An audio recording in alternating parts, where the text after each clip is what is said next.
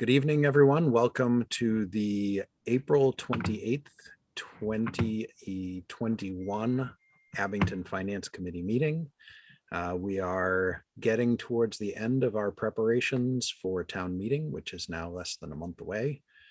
Town meeting will be on May 24th.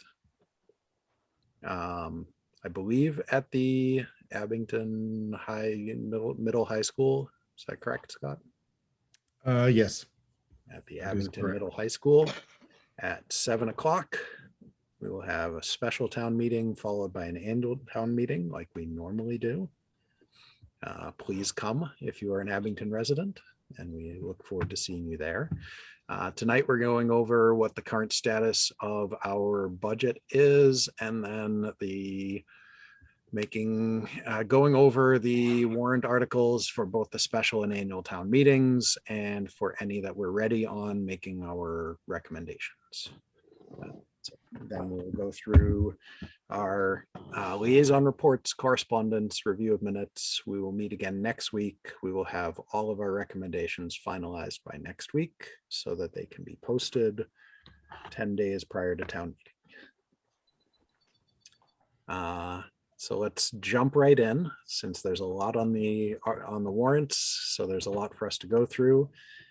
Scott, Sue, how are we looking on the budget? What's different from 2 weeks ago?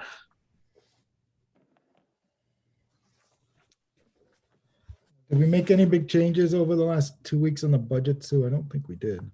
No, you guys, the last meeting was, we talked about the recycling trash budget going down, correct? And then there was, I think it was in process of okay. And then what we saved on that, we put into the school department's budget. Other than that, there hasn't been any changes to the budget. Still balanced, including the stuff that's in the articles for the annual town meeting. That's correct. Excellent to hear.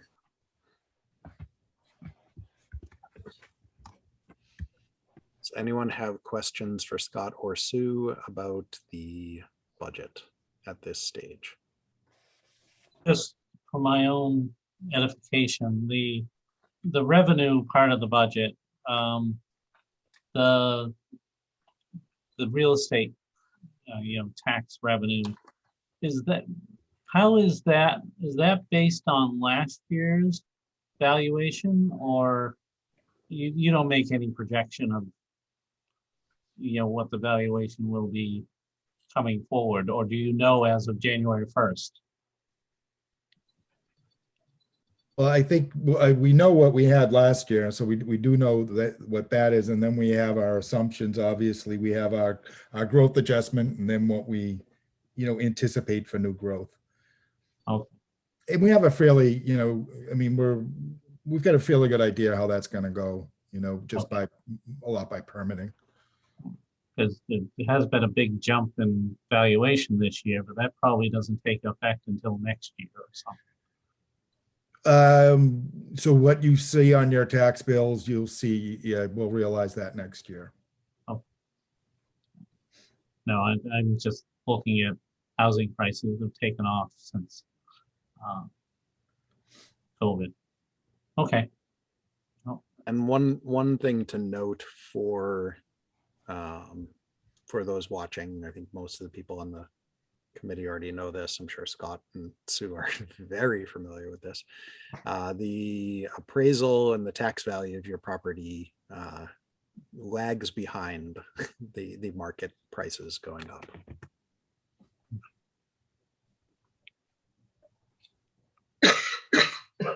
Any other budget related questions? All right, I will switch my share to jump over to the special town meeting warrant.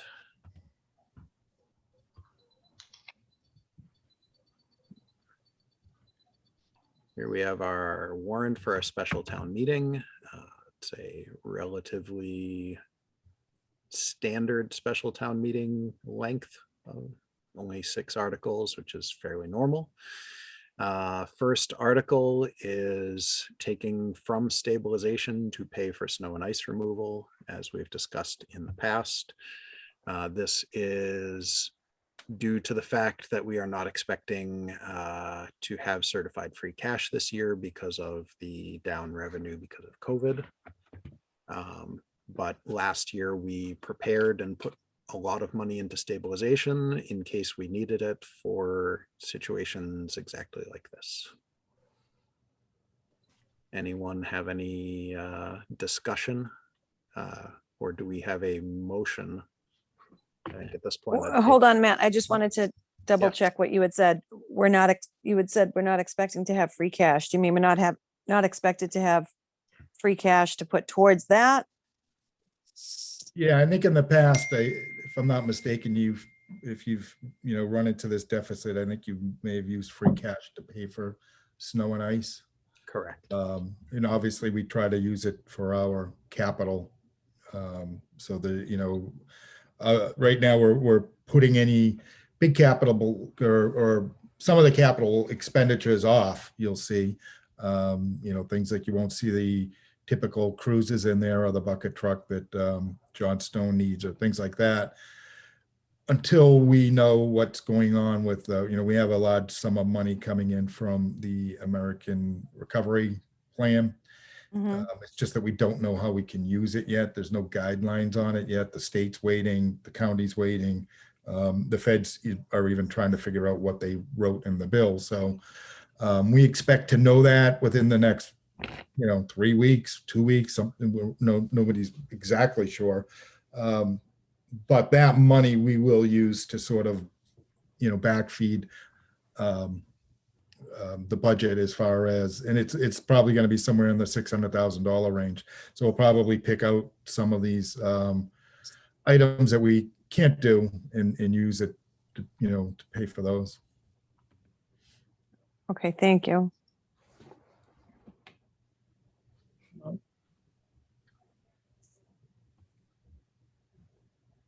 Any other questions on special town meeting Article 1, snow and ice removal? Much choice. Nope. Do we have a motion to recommend? Is that what- Are you making that motion, Chris? Yes, I will make that motion. That's what I'm supposed to do. I'll second.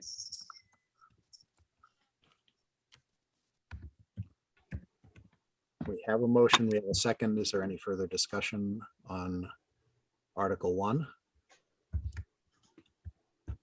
Without any, all those in favor of recommending Article 1 of the special town meeting? Aye. All those opposed? Abstaining, it is unanimous.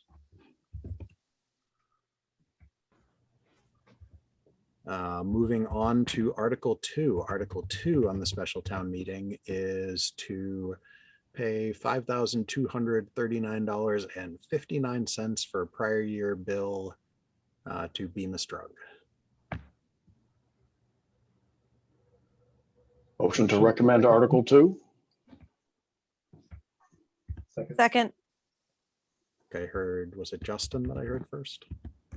Thought it was Russ. It doesn't matter. Russ made the motion. I think Justin beat Barb by So a who wants hair. the second? You can give it to Justin. Okay. Thanks. You can give it to Barbara. Oh, no. Give it to Justin. You're both too kind. Justin, you got it. We're in a Canadian standoff. No, we're not. Debbie has spoken.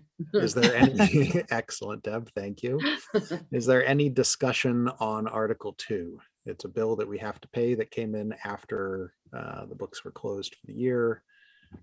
For those watching at home who are unfamiliar, this is something that happens somewhat frequently. We have to take money and pay it, even though it was something that may have previously been budgeted for. Because of the bookkeeping of it, we have to have an article to pay for it and cover it. Any further discussion, questions? Without any, all those in favor of recommending Article 2?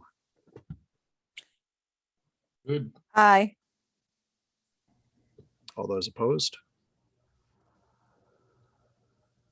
Abstaining, it is unanimous. All right, moving on to Article 3. Article 3 is to transfer 175,000 with a like amount from the town of Rockland from the Water Receipts Reserved Fund to purchase 2 filtering pressure vessels for the Hannigan Water Treatment Plant. Motion to approve. Second. There's a motion to approve and a second. Is there any discussion on this one more than we have discussed it in the past? Without any, all those in favor of approving Article 3? Aye. All those opposed? Abstaining, it is again unanimous. Thank you. Moving to Article 4, to see if the town will vote to transfer from available funds sum of $10,000 to hire an engineering firm to assist with writing an MVP grant for an overnight shelter at the senior center. For Motion those- to approve. Motion to approve from Barbara, Second. second from Russ.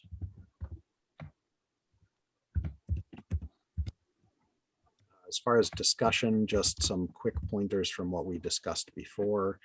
The likely source for this will be a year-end transfer from probably the health insurance line, but it will be from somewhere in the budget that has not spent the $10,000 from the current year fiscal 21 budget.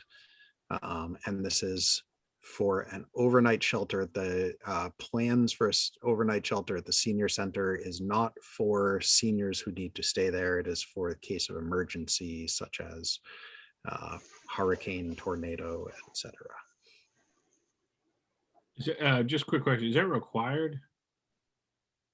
No, it's not That'd be a required, but they are, the state does look at us and they do come and talk with us and FEMA audits us. And so, yeah, this is, kind of what we would want. We need some place for a shelter in case of a really bad hurricane and hundreds of people are without power for a long length of time. But Is no, the senior center big enough for something like that? it's not just for the seniors, by the way. I mean, that's just the building that we're using. It would be for anybody who needed it in that time of emergency, but certainly the seniors are the most vulnerable, when the heat goes out and like that. Definitely an issue that we've had. I think it was last year, actually, where people in More town than a- were without More than a year power. ago at this point. Was it? Oh, I'm in that kind of, Because it wasn't during kind of, COVID, okay, so I'm in that kind of COVID, I've COVID been fog. doing but- doing that a lot, Barbara. Yeah. That was a year ago. Oh wait, no, it was way more than Okay. a year ago. But where people in town, some people were, myself, I know we were without power for more than 4 days. Yep. No heat. And I know when we had that big power outage a couple of years ago, I know that the town opened the middle high school for people to come and take showers in the locker room if they wanted, if they needed to plug in devices to charge them and things like that. But that was a very temporary solution at the time. I believe, Scott, that this would be to create a much more organized solution. Yeah, correct. I mean, they have most of the facilities there already as far as bathrooms and kitchen. They have a large kitchen facility. It's just that they don't have reliable standby power.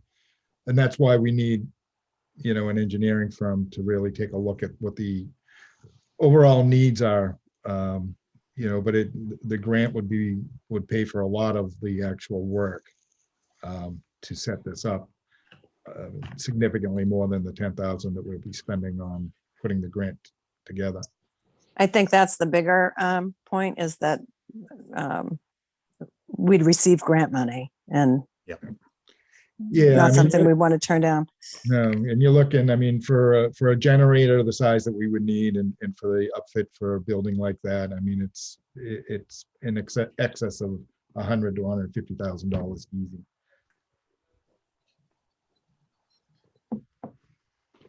Any further discussion on Article 4? Without any, all those in favor of recommending Article 4? Aye. All those opposed, abstaining, it is unanimous. All right, Article 5, to vote to transfer from stabilization the sum of $175,000 to cover the required MS4 permitting for stormwater and drainage, to take any other action relative thereto. Scott, the last note that I had was we might be able to use the ARPA money for this. Assuming we still don't know about that based off of your earlier comments and my years and years of experience with the government. Yeah, federal government exactly. You get it. specifically. So the question that I had on this one, and actually I should wait to see if we have a motion. Sorry. Motion to approve for discussion. Second. Motion to approve and a second. I will jump back into discussion, more appropriate decorum this time. Apologies. The question I have is if we go through and we get to town meeting and we know at that point that we can use ARPA money for this, but the article is worded in that we would be using stabilization. I'm assuming we could amend it on the floor of town meeting if needed. And if not, if we don't know still at that point, would we be able to, how long would we be able to wait to find out the parameters of the ARPA money before we actually spent this out of stabilization? So the question, I guess, would be, we could probably ask council on some wording for that would say transfer from stabilization or raise, or, you know, whatever. We could throw the kitchen sink in there. And I think I would have to ask John Stone exactly when we, you know, I'm assuming that he needs to do this sooner than later, otherwise it wouldn't be necessarily in the special. But I will talk to him and see how long we can hold it off. Matt, I know in the past we have had articles that we have passed through legal and gotten wording, received wording to state something to the effect of with the intention to pay it back into stabilization. But the tricky part about that is we find out that the ARPA money can't go, it may not be able to go into stabilization. Right, that's why I was questioning, because I don't think we can take that okay. and put it into savings. I don't think the government would look too fondly on that. Right. So yeah, so the answer is, I don't know. I just know that we have to do this. It's a requirement, right? Yeah, that's that. Yeah. This is that one where we get that giant daily fine if we Yes, Yes. yes. thumb our nose Yeah, at it. and I think for the purposes of right now, at least we can certainly leave this worded as is and vote to recommend on it as is. But knowing that we do have at least up through town meeting the ability to change it on the floor at town meeting, correct? Yes. Yes, and like I said, you know, with the ARPA money, the general consensus is there is that they're going to be a lot more flexible with the uses of it, and infrastructure is a big part of it. So just how this would fit into infrastructure when it deals with stormwater drainage, it seems to me like we probably would be able to fit it in there. And again, what we haven't accounted for, which is huge, is that we are allowed to use this money, the ARPA money, for revenue replacement, so lost revenue replacement, which is right pretty much in the area of the 600,000 that the first payment would equal. And if that's the case and it's just considered revenue, then at that point, I think we would have the ability, that we would have the ability to put it into stabilization. But we have to make that case first. And again, it's just too early to Yep. know for sure. Quite honestly, we have to do it. So we have to find a way to do it. Yeah, Because and paying the fines is. Paying the fine is worse than paying the bill. Exactly.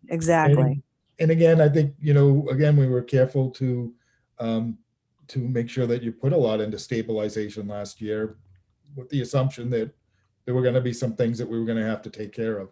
There was obviously always, a pretty good assumption that we weren't going to have, at least on my half, that, we weren't going to have free cash, because if revenues are down, it's pretty difficult to have free cash, So. Why isn't this just in the budget? I'm assuming it's because we have to get to it sooner than later. Oh. So if it was just in the budget, we'd be waiting until July 1. Oh, okay, I see. Thank you.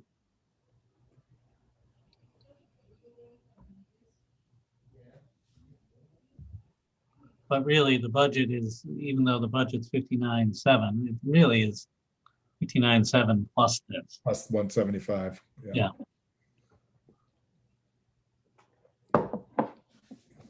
And Chris, I can send you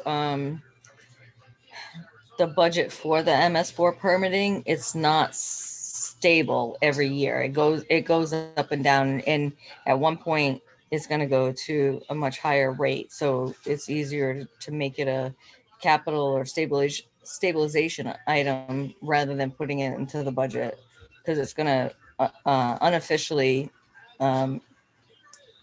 make the budget higher than it should be. Well, we're still spending. So if we're fooling ourselves by putting money in the stabilization that we'll then take out next year, I'm not sure. So, well, in previous years, we have not paid it out of stabilization. And I Right, would we've think done we it would out of like to use free free cash. next year. Well, free cash, whatever. We're still spending it. And we know we're going to spend it. Yeah. We have to We have spend to. it. Yeah.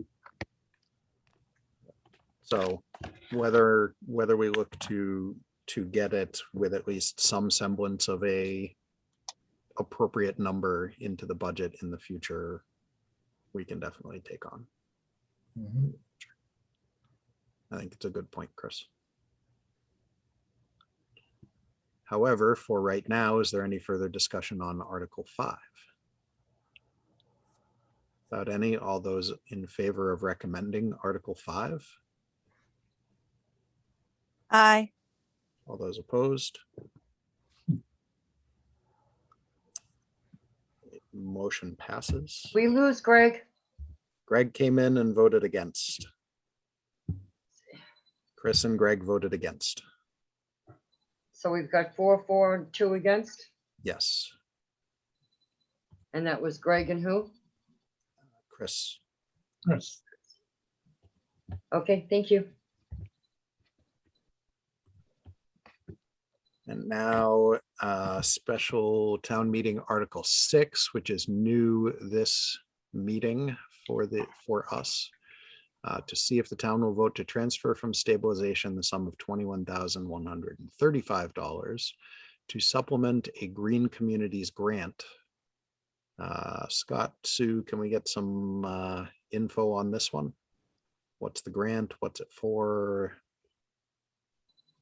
Yeah, Sue, I'll let you answer this one. I don't recall. So we have a second round of Green Communities. We have status, and we're up for another grant. And we had a company come in and do an evaluation of how we can save money to be a green community. And so this is our like kind. it's not necessarily what we're gonna spend, because it could be personnel that is already on duty and working the job or assisting with the contractors. But that is our portion of what we need to come up with to to fund the $200,000 project that they're going to come in and do. And most of it is for the school heating, lighting, weatherization, and hopefully this gets done within this year and we can get another one. But that's our like kind. So if we do not do personnel and we have to pay supplies for, that's our portion. It's about $200,000 worth of work, you say? That's correct. And is this like a requirement? Yeah, if we don't put our like kind in, if we don't put our percent in, then they won't even entertain the grant for those perspectives. So we have to at least say, yes, this is our money, but let's say it's all school projects and Jason Lee can put his time in during a work week, then it's not going to affect that dollar amount. It'll go back into the free cash at the end of the year or whatever we need to do. But we need to say to them, we voted that we're going to do our percent of this grant before they'll even entertain giving us the money. Oh, sorry, Sue, I should have been more clear. It's my fault. Do we have to do the green communities thing? I suppose if you want to upgrade your buildings, like we got the HVAC for the town hall and the library, pretty much. It was almost the same. It was like $187,000, and we had to put in, our 18,000. So if you want to upgrade your buildings by getting these grants, then we have to provide them an authority to say that we're permitting the town's permitting us to do these projects, and we're allowing up to this dollar amount. Even though it may not be dollar, it could be just by people working, and it doesn't cost us that much because these people are working anyway. So if we want to upgrade our buildings up to $200,000 worth of stuff, then we need to put $20,000 into it. May not be dollar for dollar. It may be work hour for work hour if he's already on the job. But we might say, oh well, we need $500 for these supplies that don't fall within the qualifications of the grant. Then we're going to have the money. So this is just basically saying we're committing to getting these buildings upgraded, and this is our portion. If we don't use it, it goes back into free cash. Got it. Yeah, Sue, can you Greg, just give the benefits of the upgrades? Sorry, Sue, can you Yeah, give the they're benefits of the upgrades? They're energy efficient upgrades. So like when we did the town hall and the library, it was the heating and air conditioning system. So it basically, they came in and they did an assessment of where we were and how much money it could save. So I had to supply them with gas bills and electric bills and how old the windows were and different things like that. So I had to provide them with a lot of things for them to say, this is qualified. So what we're presenting to do is mostly the school department, and it qualifies because it will save us a lot of money in the long run when it comes to paying our electric bill, our gas bill, and heating, whatever those things are. The company came in and said, these are, and I can send you all that information because I have it, but for $200,000 and us putting up 20, they showed us how we can save X amount of dollars on each building and each project, which is a heck of a lot more than that $20,000 that we would put up in front. Which school buildings is this for? Furleo, Beaverbrook, and Woodsdale. Okay, that makes sense. Is there a, I know, hopefully nobody gets mad at me for this one. Is there something like this for the fire stations? Actually, I think the chief even mentioned this when he was doing the boilers, we did look into it to see if it would qualify, but because of the nature of what he was replacing, we couldn't find any grants for him. You know, this makes things more energy efficient, so it's going to change the light fixtures. It's going to, you know, maybe upgrade your HVAC system, like Sue said, throw weather stripping around your doors, but it, you know, it's not going to patch the roof. You know, it's not going to take care of those sort of things. It's not going to give you more room. Got it.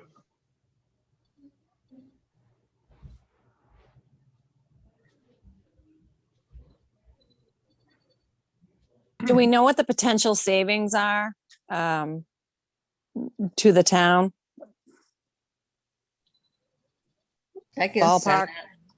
send that to you. I like when I'm on this Zoom right now, I don't have access to my email. Actually, I can try to do it through my phone and send it to Matt. So let me see what I can do, but I can show you the savings. Thanks, Sue.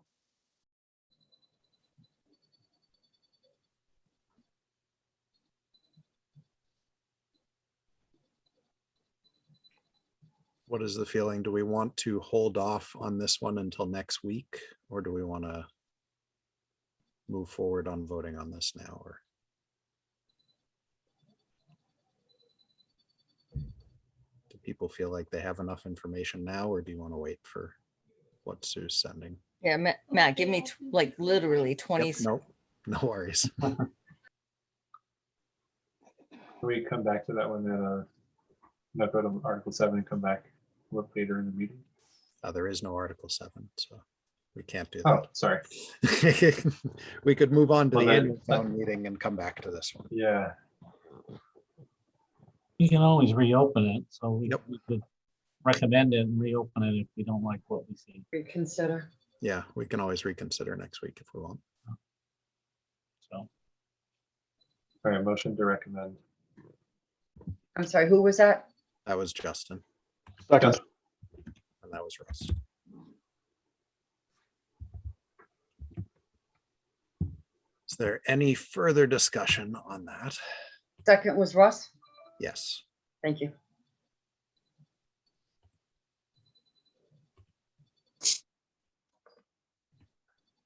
Without any further discussion, all those in favor of recommending Article 6 of the special town meeting warrant? Aye. All those opposed, abstaining, it is unanimous. Thank you all. That is the end of our special town meeting warrant. And let me switch the share over to the annual town meeting warrant. Do we have that up now, folks? Can everyone see that? Yep. I can see it. Thank you.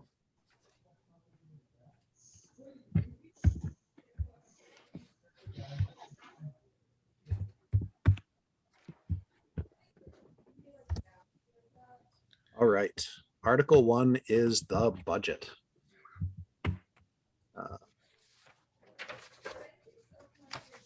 Ready to provide a recommendation on the budget, or do we want to wait for next week? Chris is shaking his head no already.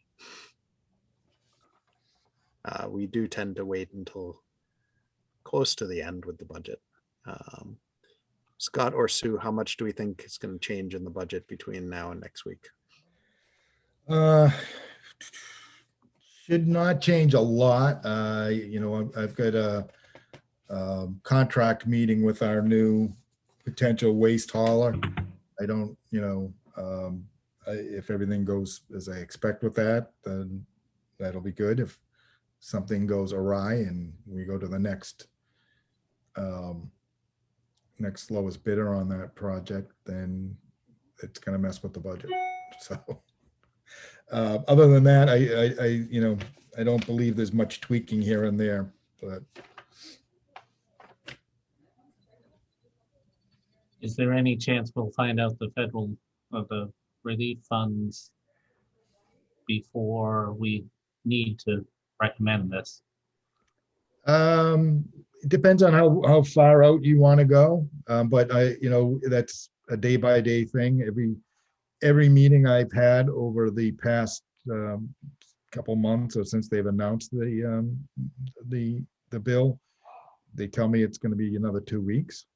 So I haven't, the last meeting I had on it was probably a week and a half ago. So let's keep our fingers crossed that, something more substantial comes out. I mean, for that matter, the check is supposedly coming any day now. We'll see. And I had a meeting, with Tom O'Brien from Plymouth County Treasurers a little over a week ago, because my guess is it'll be distributed the same way that the original relief money was. That'll probably filter down through the county, and the county will distribute it to the cities and towns. And he, again, he was, we're on the same track as far as thinking goes and what we can use the money for. And so I think it's all going to be everything that I think it's going to be, but I just don't want to obviously make that commitment yet. Yeah. No. So, yeah, I would, I don't think you have to vote. I mean, you can meet again. You'll probably not get, I don't know if you'll get through the whole thing tonight anyways, but if we have more information by next Wednesday, that'll be great. And maybe it'll be the Wednesday after. So I think the Wednesday after is too late for our recommendations. So next Wednesday's Next Wednesday, and we could always put in possibly a Saturday meeting or something if we need any last minute stuff. I myself prefer to wait until we can get as close to tying up loose ends as possible. But I also want to make sure that we make the date for publishing our recommendations. Agreed. I'm personally of the same opinion. I would prefer to wait. I think we can vote on this one next week. So Russ, Justin, Greg, any of you feel otherwise? No, I agree. I'm good. You're the boss, Matt. I'm very much not. So, all right.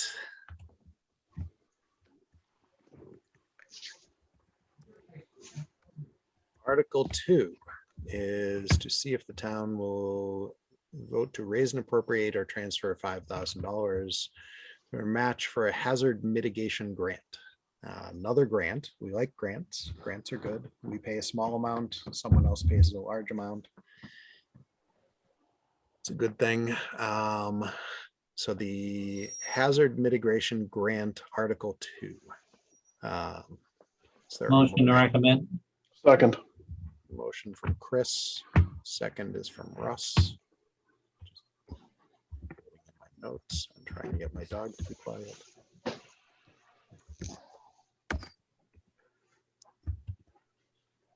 Just some of our notes from last week on this one.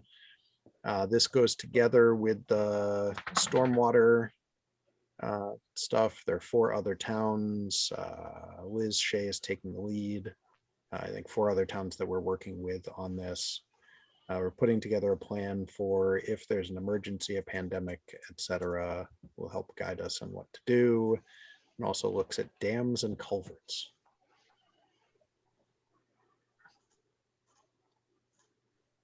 Does that about cover it, Scott? Yeah, and I think I had reached out also to John Stone specifically on, I want to say, there was one of the dams out there that we had looked at that we thought maybe we'd be able to use some of this for too.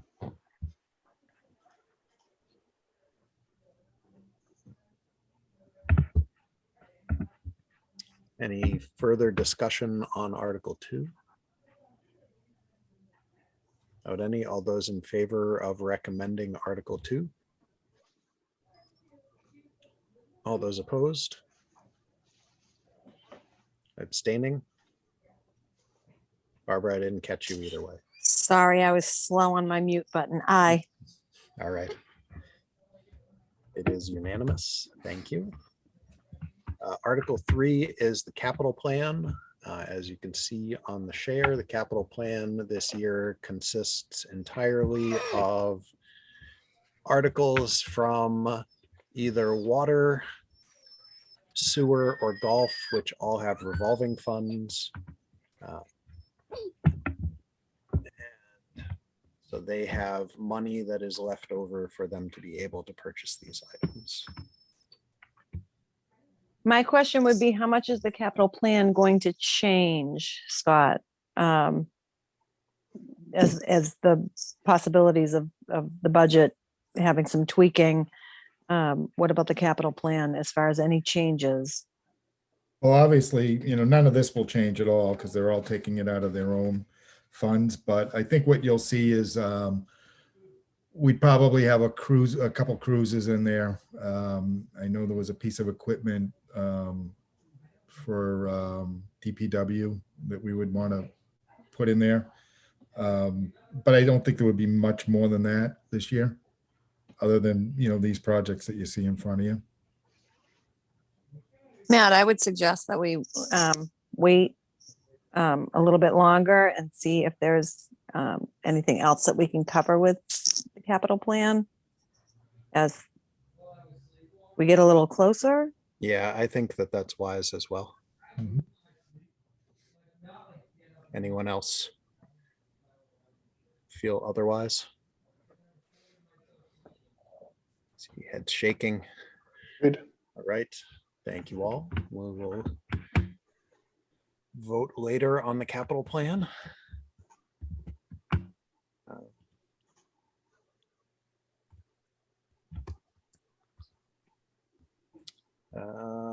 Article 4 is to amend the general bylaws to dissolve the building department revolving fund.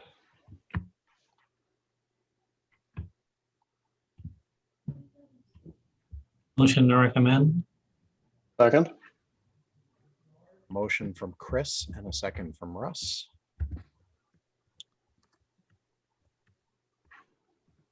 This one. Matt, can you remind me?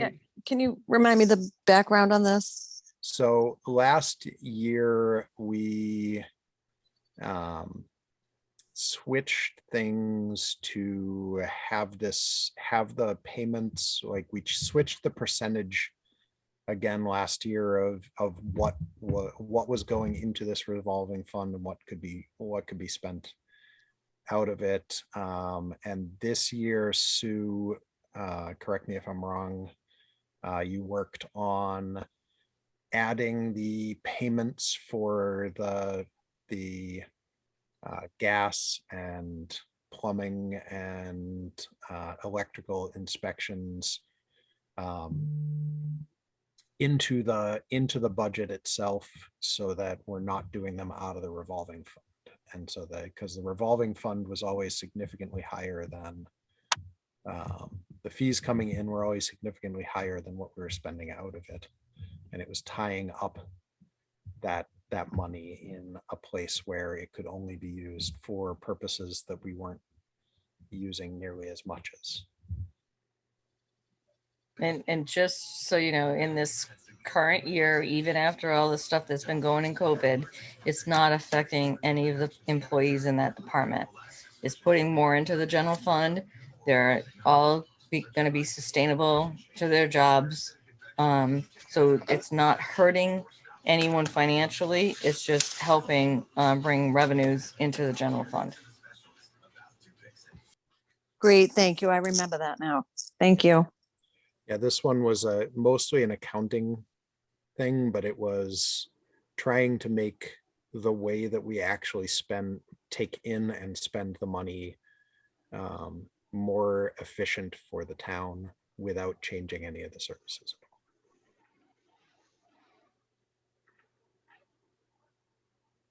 Anyone else have comments, questions on Article 4?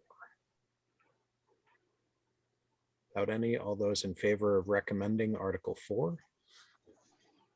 Aye. All those opposed, abstaining, it is unanimous. Thank you. Article 5 is the Community Preservation Committee budget. As we discussed, we don't really have a say in this one. But it is the Community Preservation Committee is portioned things like the Beaverbrook Playground, the Griffin's Dairy Well that we talked about last week, Little League's Plymouth Street Field repairs, etc., that they're going to be spending on this year. They still have a good chunk of change that will be carried over to next year. Motion to approve. And by the way, Plymouth Street's looking great. Haven't been down there recently, but Oh, take a ride by. I've heard that it's Take a been ride by. It looks great. What's left to do, though? I wonder. I don't know. Looks like they've done everything, but okay. There's a motion. Second. Barbara, second is from Russ. Thank you, Russ. Any further discussion on the Community Preservation Committee budget? All those in favor of recommending? Aye. All those opposed, abstaining, it is unanimous. Thank you. Article 6 A is, quick question, have we lost Greg again, or, nope, Greg's there. I can see him chewing. okay, Yeah. Just because you can't hear me, doesn't mean you can't see this beautiful face.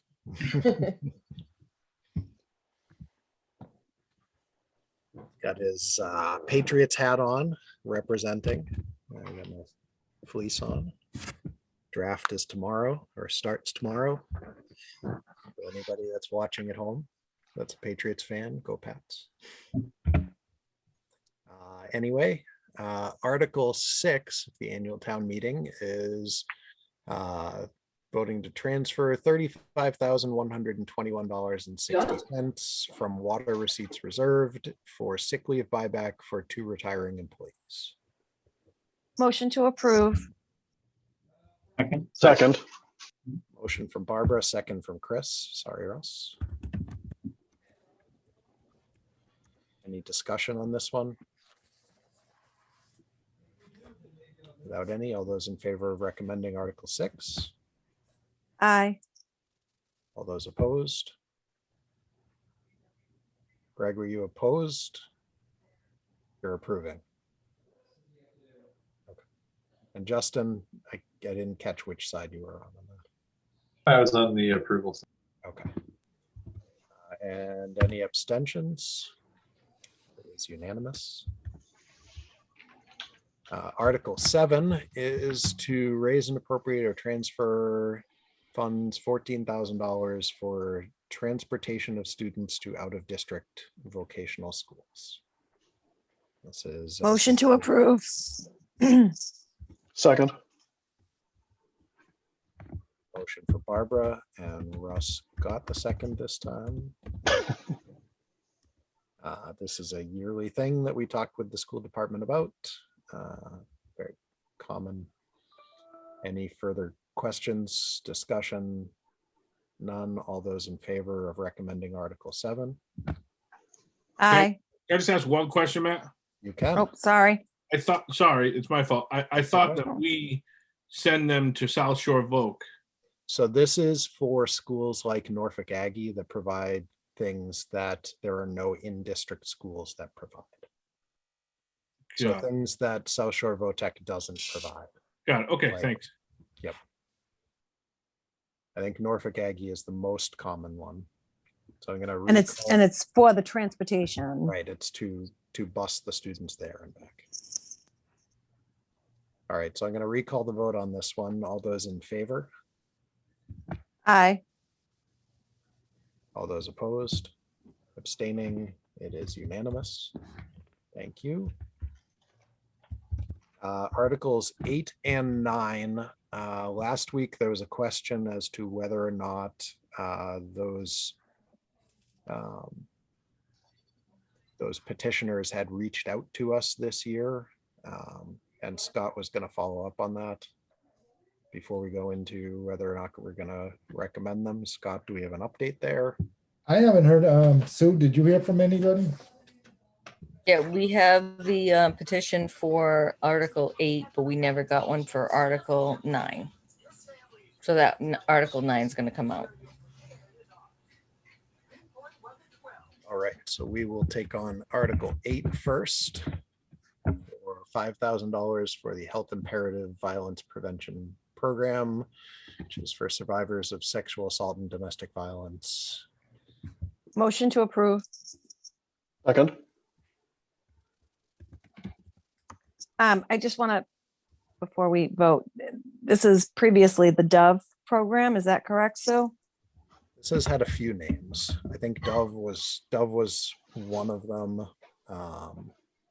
Trying to remember what. There's Women's Crisis Center. Women's Crisis Center. Yeah. Okay.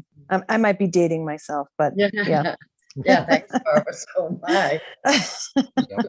Yeah, I think Dove was a while ago at this point. But yes, same thing that we've had on here, I think every year that I've been on the committee. And it's to provide services to Abington residents at this facility, at this program, if they are survivors of sexual assault or domestic violence.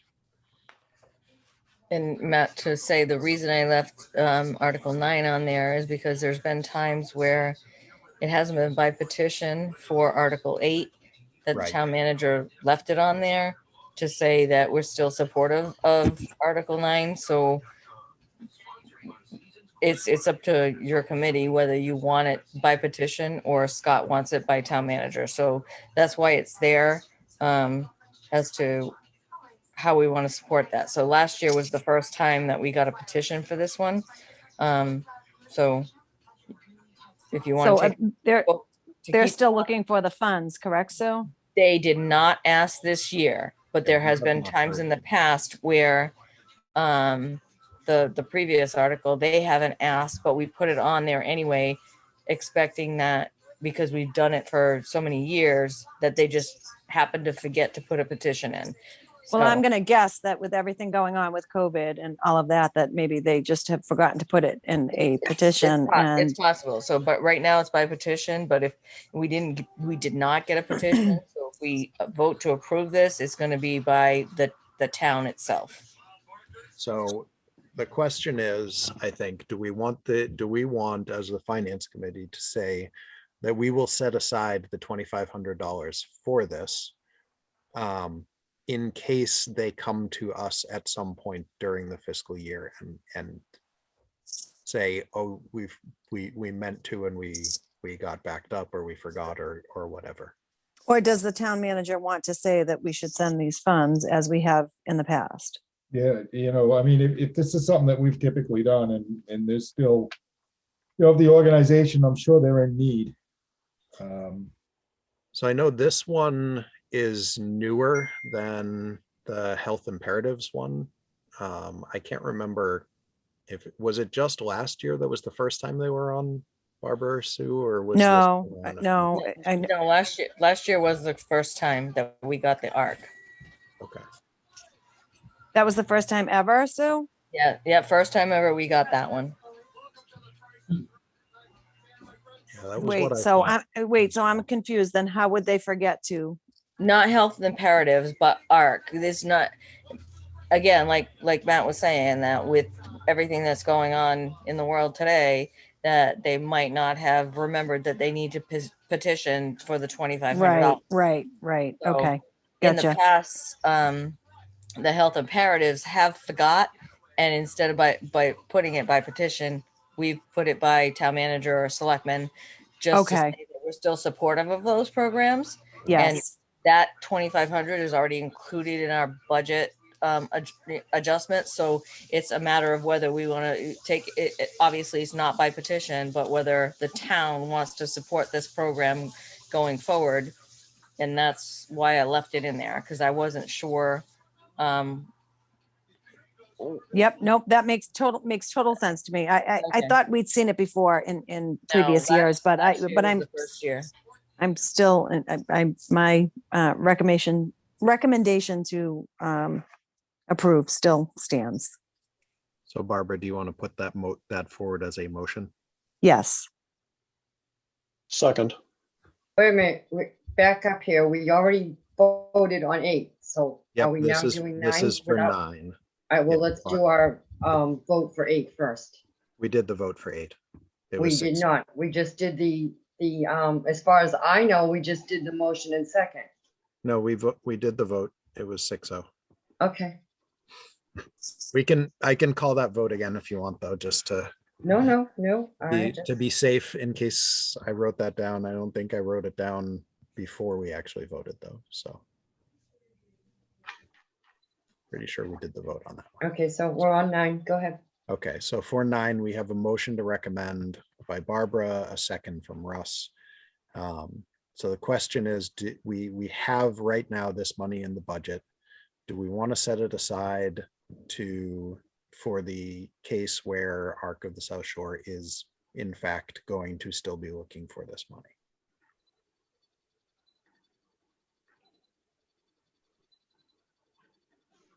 So essentially the vote to recommend would say, yes, we want to keep it set aside for them. Vote to pass over or vote against would be saying, no, let's pull this off of the warrant.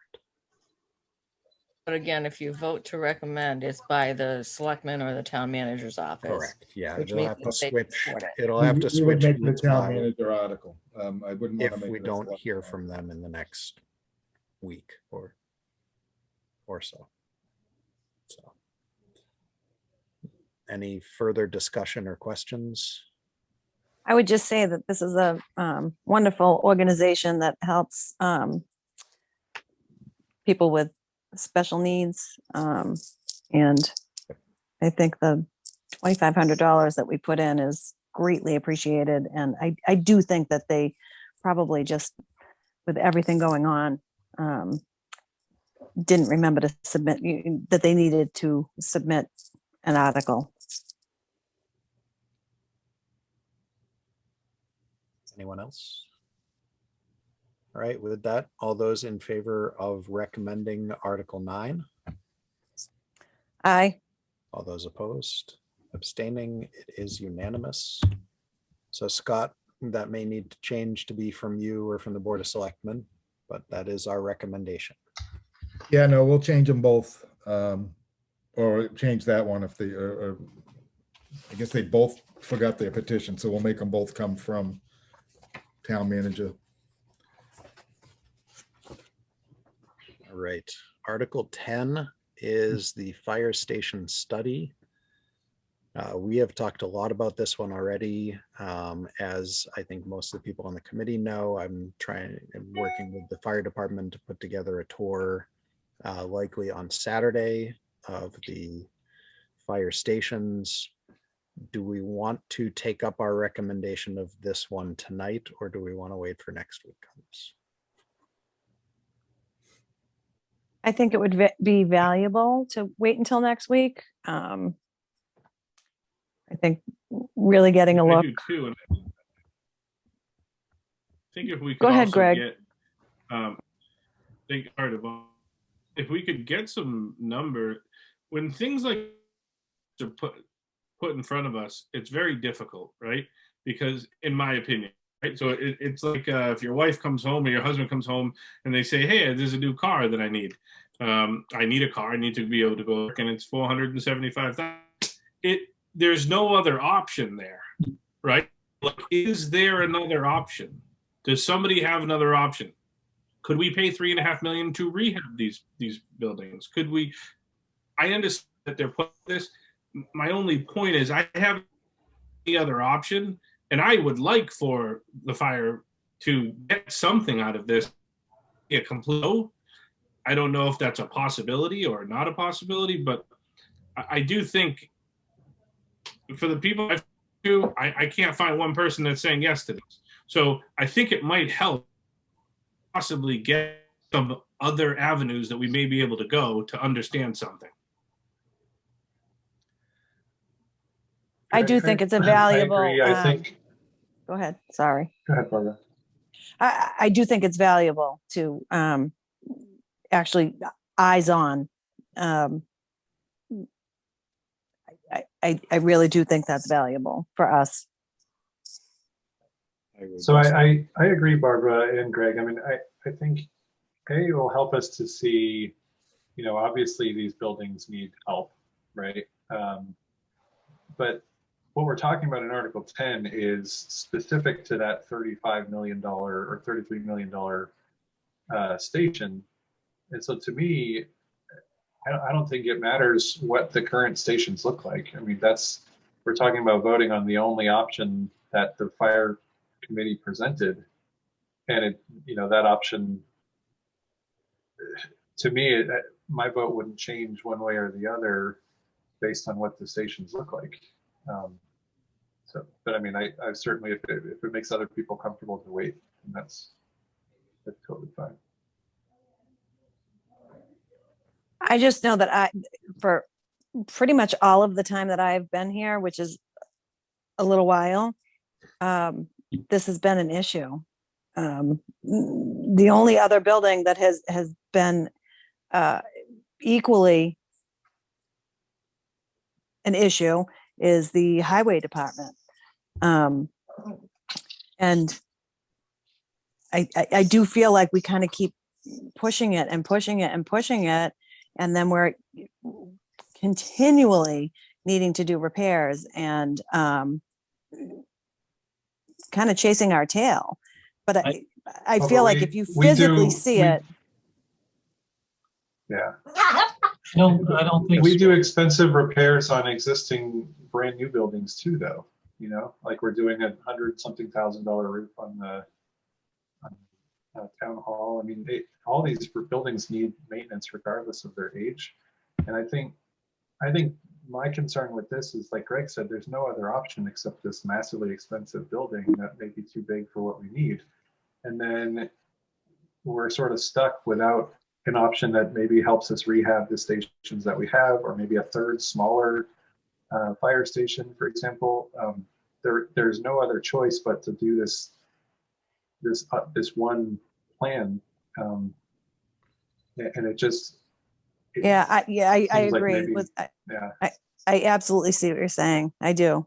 I absolutely do. I think that I'm not sure of the answer. Well, I think it's It important. needs to be. This is difficult. Sorry, Scott. Well, because I think it's important that when you do go and tour the buildings, that you bring these up with, I think firefighter Hamadi Derek will be there, and he was a big part of the study. So I think maybe he can help answer some of your questions on how they got to where they are. I'm not sure what you spent for the study, but you spent a good amount of money to get to this point where you had a committee look at the feasibility of actually repairing those buildings and pumping money into the buildings and getting them to where they would need to be to meet, you know, the requirements that they have, the, you know, regulations that we have to work under for worker safety. You know, I think you'll see and you'll hear all this when you do the tour of the building as far as what the real inadequacies are.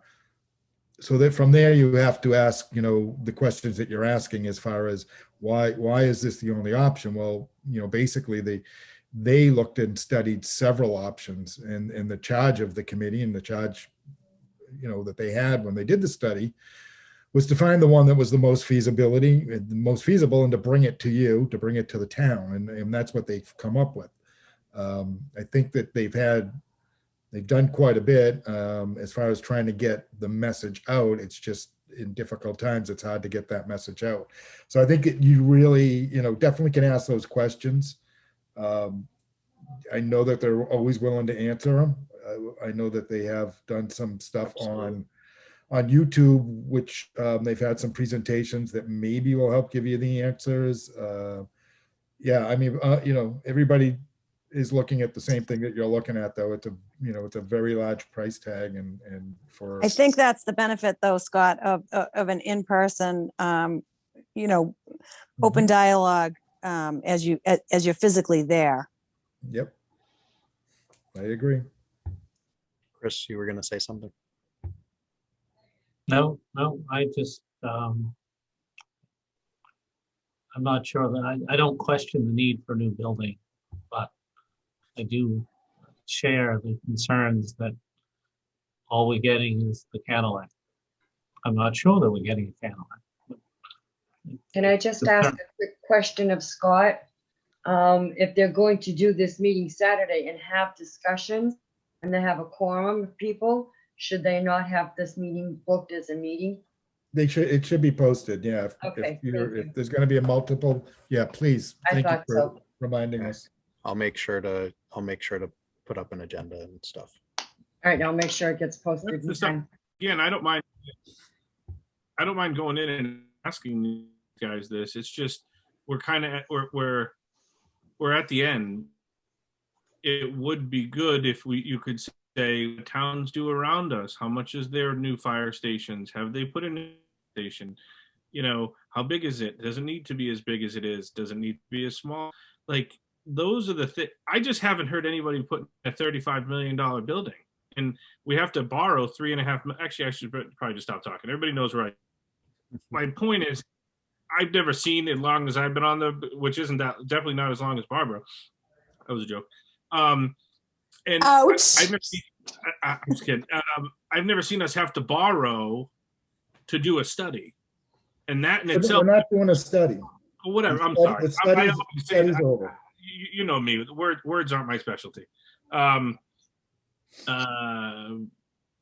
Engineering, design, project management. So I think it just needs to understand that if we borrow the $3.5 million, we are 100% building a $35 million building. Like that's how I think you have to go into this. There is no, well, maybe not. It just depends. It's definitely happening, and we have to do it if the answer is yes.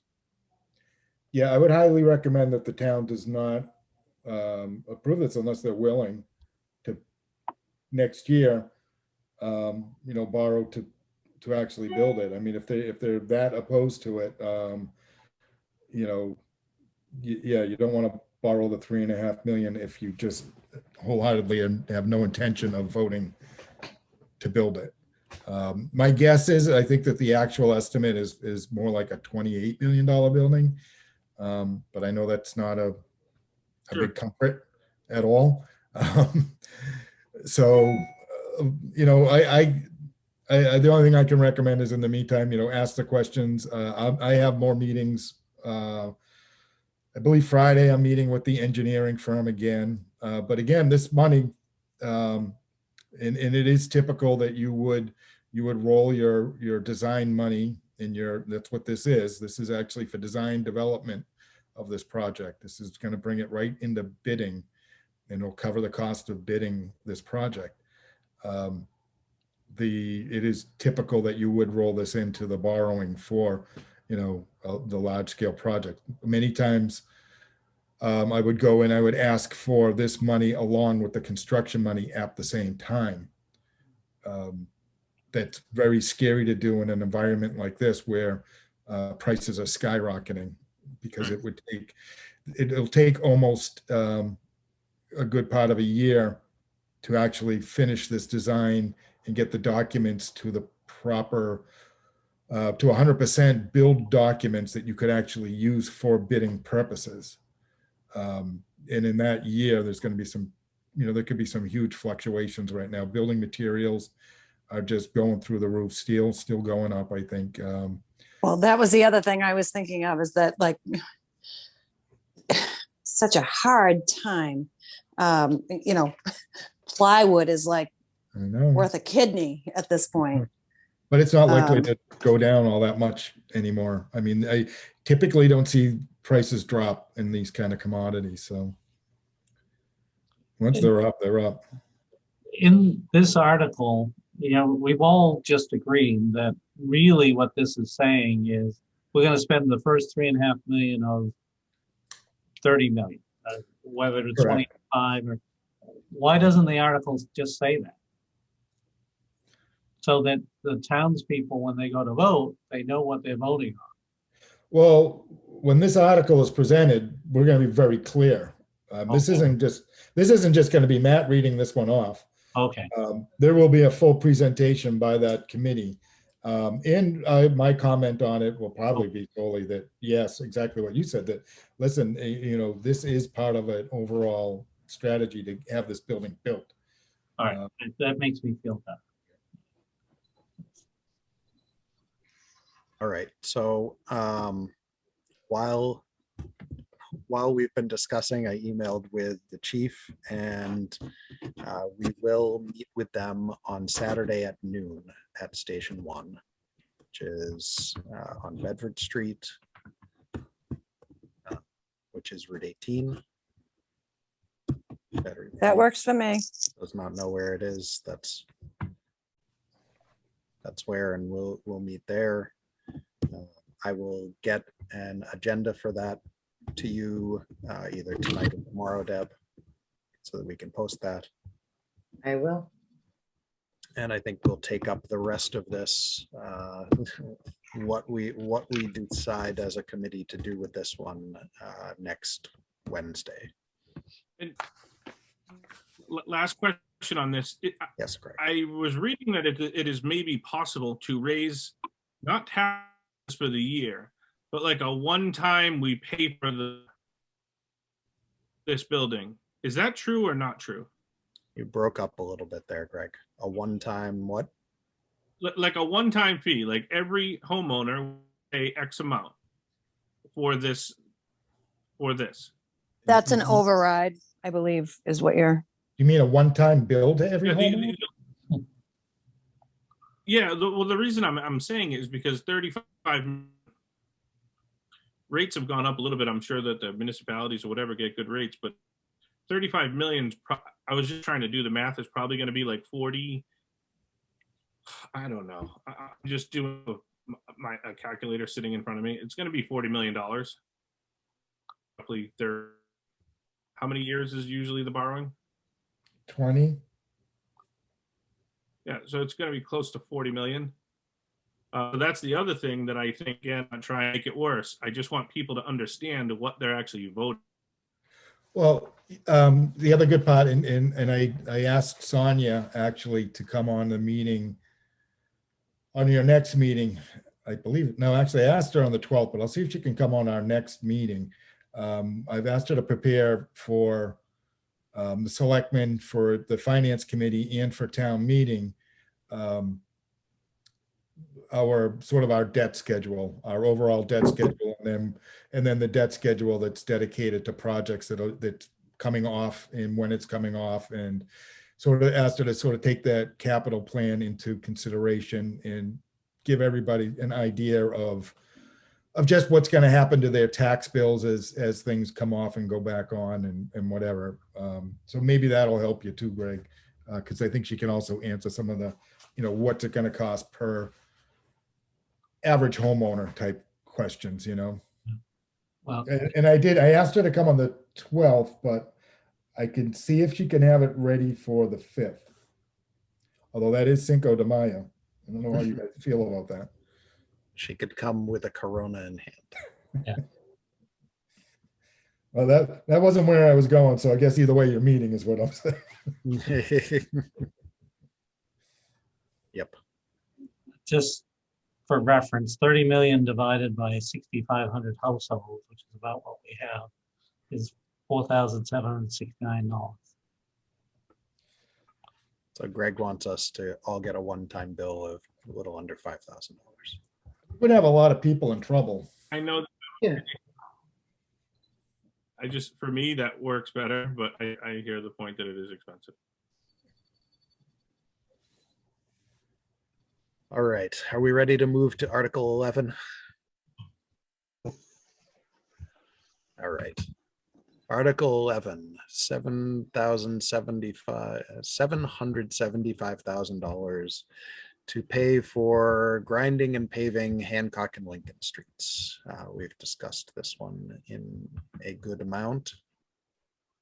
Motion to recommend. Motion from Russ, Second. second from Barbara. I Any discussion on Article 11? I have a little, a question to ask, I guess. Chris, you made a comment that you thought these streets didn't look like they needed to be paved.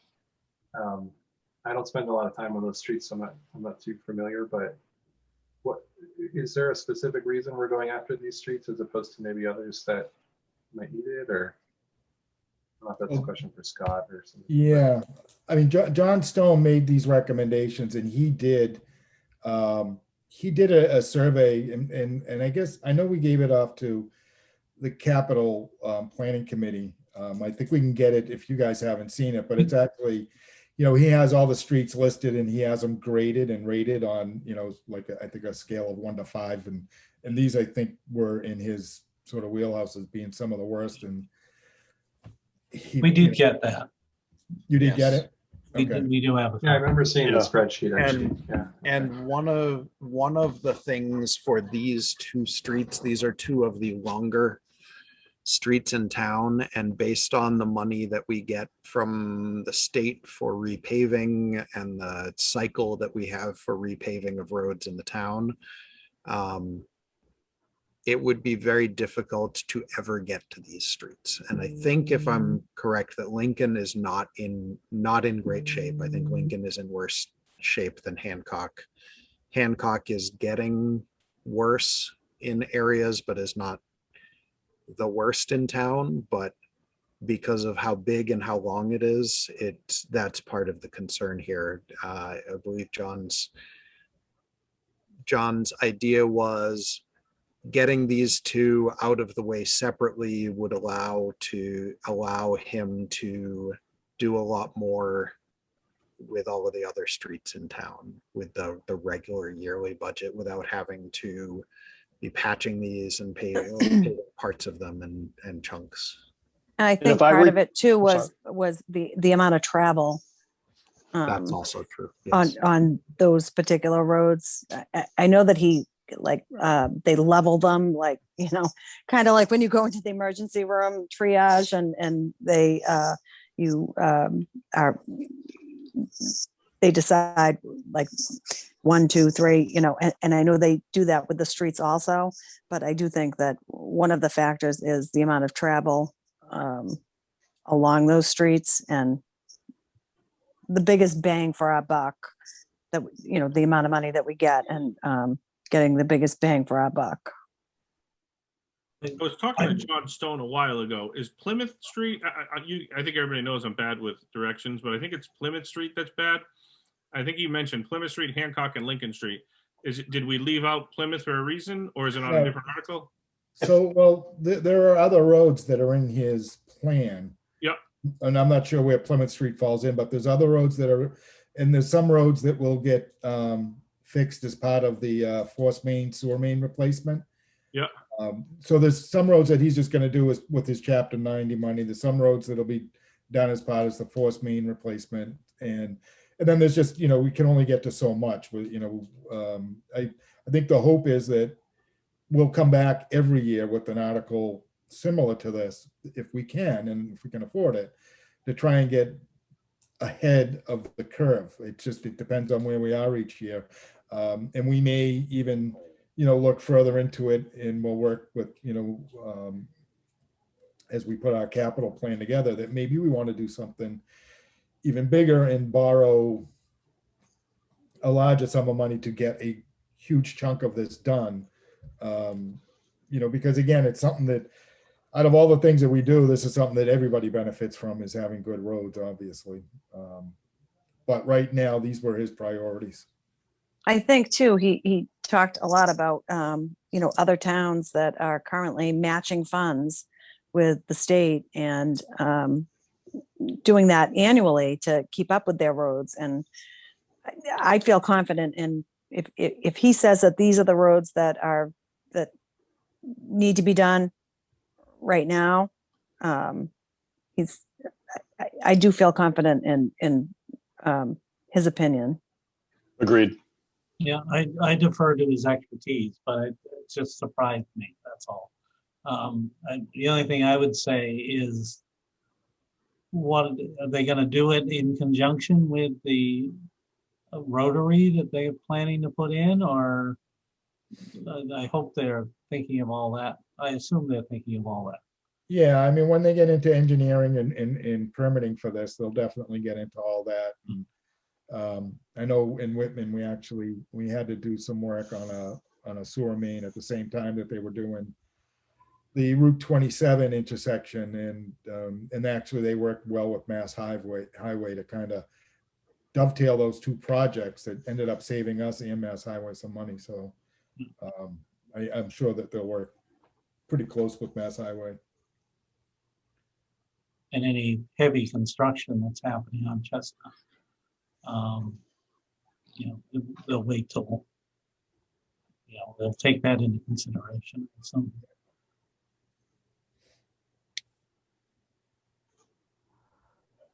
Further discussion? So we do have a motion to recommend that is put forth and seconded. All those in favor of recommending Article 11? Aye. All those opposed? Chris, was that opposed? Or in favor? No, in favor, I guess. I'm not sure. We'll get to your street soon. I think that's a final vote of five and a Maybe I should abstain. I'll abstain. 5 and a We can do that to now. nothing. Where's the chapter 90 money that's doing that too, some of the paving? Is that, obviously it's not in the articles, we don't have to borrow it, but wasn't there like a supplement to that I remember hearing about? Well, we get chapter 90 money, yeah. Yep. I don't have it. I'm not sure what it You don't even have to look at it, Scott. I don't want I you to thought make that this up. was in addition to. This is in addition to chapter. Okay, 90. good. So if John Stone or these guys can figure out how to save money on this and do, because I remember Plymouth Street being on here, or at least being talked about as like a bad street, like one of the ones that was. So that's Route 58. Scott, Didn't he do a how rating much or something? state road? Yeah, the state might end up, that might be their issue to take care of that. All right, good. There may be portions, but again, I'm sure John also will look at it. If he's going to do these projects in addition to his chapter money, there's always, economies of scale. Yeah, that may help out too. That's more of my point. Yeah. Yep. And again, I am always free to talk to people who put down asphalt. I will extend that. Scott's economies of scale, we're not getting enough money from chapter 90 to cover the roads that need to be covered, and that's why John's going this route. Yes. Exactly. I just mean. And I do remember. Extend longer. I believe that if I remember the meeting correctly, the chapter 90 money would do one of those roads. I think it was Hancock.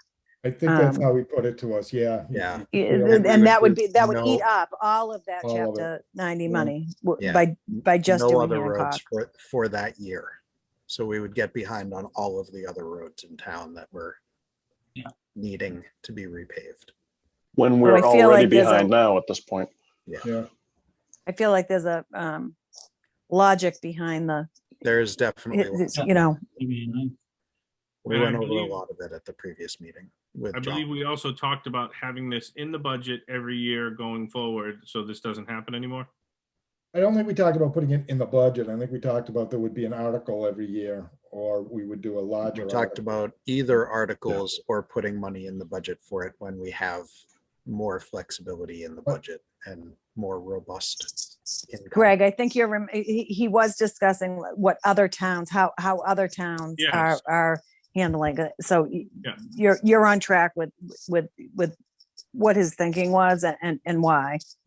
And I think we all agree that it's worthwhile and we should be doing it. So how we do it, I think whatever that method is that we're going to come up with for next year and future years, but we're definitely going to come up with something. Because that list was too long and it's too difficult for him to catch up on it unless we help. Thank you. Plymouth Street was ranked 4 out of 10.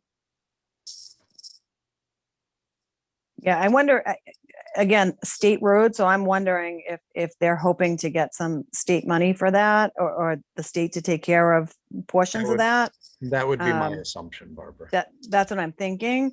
But I also, not everyone uses the schools, not everyone uses maybe the senior center, but everybody uses the roads.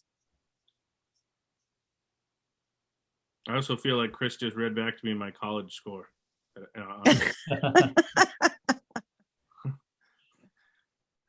All right.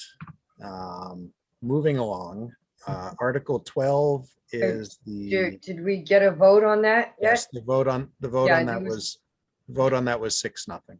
Thank you. Moving on, Article 12 is 1.34 million to pay for the costs of the town hall roof, windows, doors, the library roof, including planning, engineering, design, etc.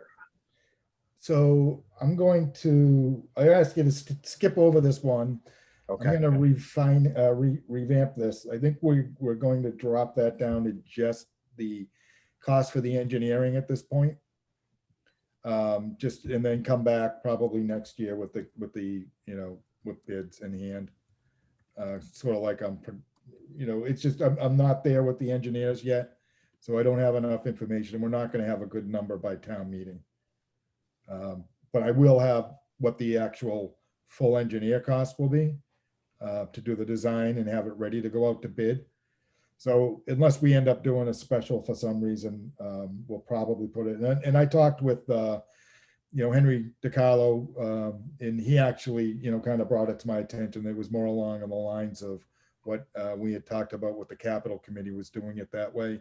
And the trustees of the library would prefer also that, they have a little more time to work with the engineer on what the problems are and how to fix it, as opposed to just getting it all done right now. So I will adjust this by next week with a true number it'll read differently. It'll probably read, just to cover the cost for town hall roof, windows, library roof, planning and engineering, design and bidding. And I thank you for doing that. And Yep. can I ask just one favor on it? If we could get, again, some options, like if we just did the library, this is what it would be. We did the library and the school, this is, town hall, this is what it would be. It's those. Yeah, I'll break it down. Thank you. Again, I don't want to try to make a lot more work for you, but I appreciate it. No, I mean, the fact is, though, we do have to look at both.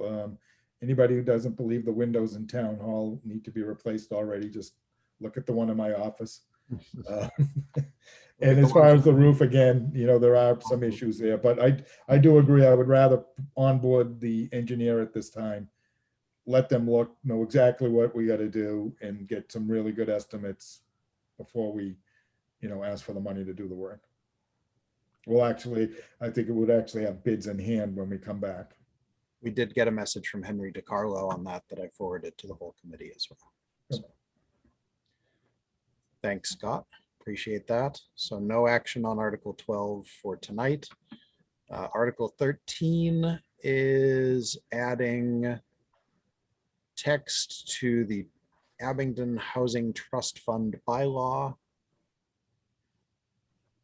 The affordable housing law adjustment. This is one that we were working on last year, and the Attorney General's office wanted it to be consistent with what other towns have in their law, which is serving for a term of 2 years.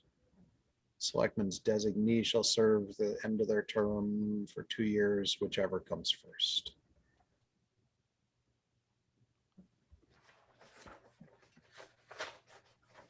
I don't think this is one we necessarily need Finance Committee recommendation on. I don't see any particular financial impact That's what I was gonna ask. What, like, on this one. what is the Scott, cost? do you agree there? Yeah, it's just housekeeping. There'll be no financial implications at all on this. And I mean, it Okay. changed, the big wording was, I think we had them listed for 3 years as opposed to 2 years, and that was sort of, I'm really not sure why the AG got hung up on that and where it didn't match the statute. But it is what it is, and it's easy, it's an easy fix. So do we want to move to defer to the town manager on this one? Would it be the town manager? Would it be the Board of Selectmen? Who would we defer to on that specifically? It's by the town manager, I'm guessing it's, I don't have a vote in anything. I was so. gonna say, I'm guessing it's not deferring to you because you're not. Should we do a sense of the meeting? Kind of a, we support this because, And this one to me is similar to like planning articles where there's no particular financial impact. We can support it on the floor of town meeting if we so choose, but as a committee, we don't really have a stake in it. But it's just a question to me of You could defer it to the Abington Affordable Housing Trust. It's usually deferred to whoever is putting in the article. right. Sorry, In the Scott. case- Yeah, in the case where it's the town manager, do we defer to the town manager? Do we defer to the selectmen? Do we? Like, I would think it would either be the town manager or the selectmen in this instance. I'll be happy to get up and speak on it. Okay. I guess, does anyone have any strong feelings one way or the other? No. Chris does not. I agree with Chris. So then I would say we defer. Oh, yeah. So does someone want to make a motion to defer? Motion to defer to the town manager. Second. Okay, motion from Barbara, second from Russ. Is there any further discussion on Article 13? Without any, all those in favor of deferring to the town manager? Aye. All those opposed, abstaining, it is unanimous. All right, Article 14 and Article 15 are road acceptance. Last check, those were going to come out because they hadn't done all the steps they needed to do. Is that still the final word on those? And we never heard from them. So they're coming out.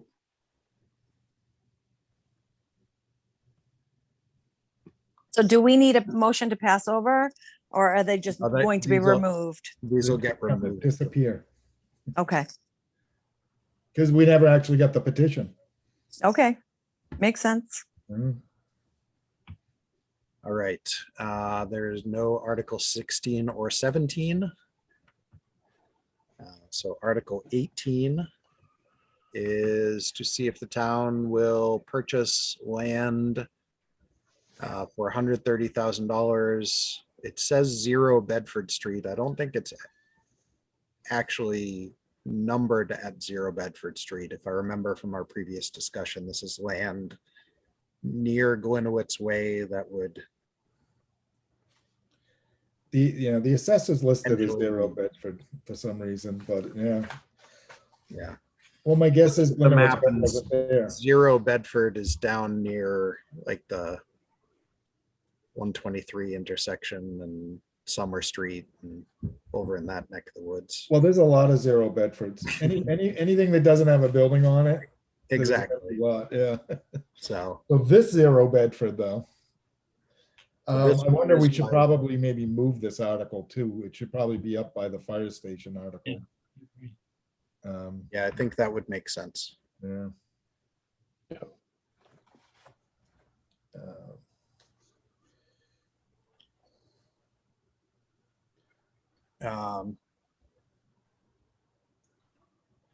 So so this is one where we would look to buy the land, which could potentially be used as, if I remember correctly, as part of an easement or a roadway for a new fire station based on where it's proposed to go, but also is part of a complex, like land near the complex of town office and library and school and such.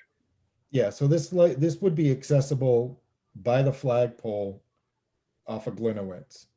We would cross over a piece of land that's currently owned by the state for housing authority.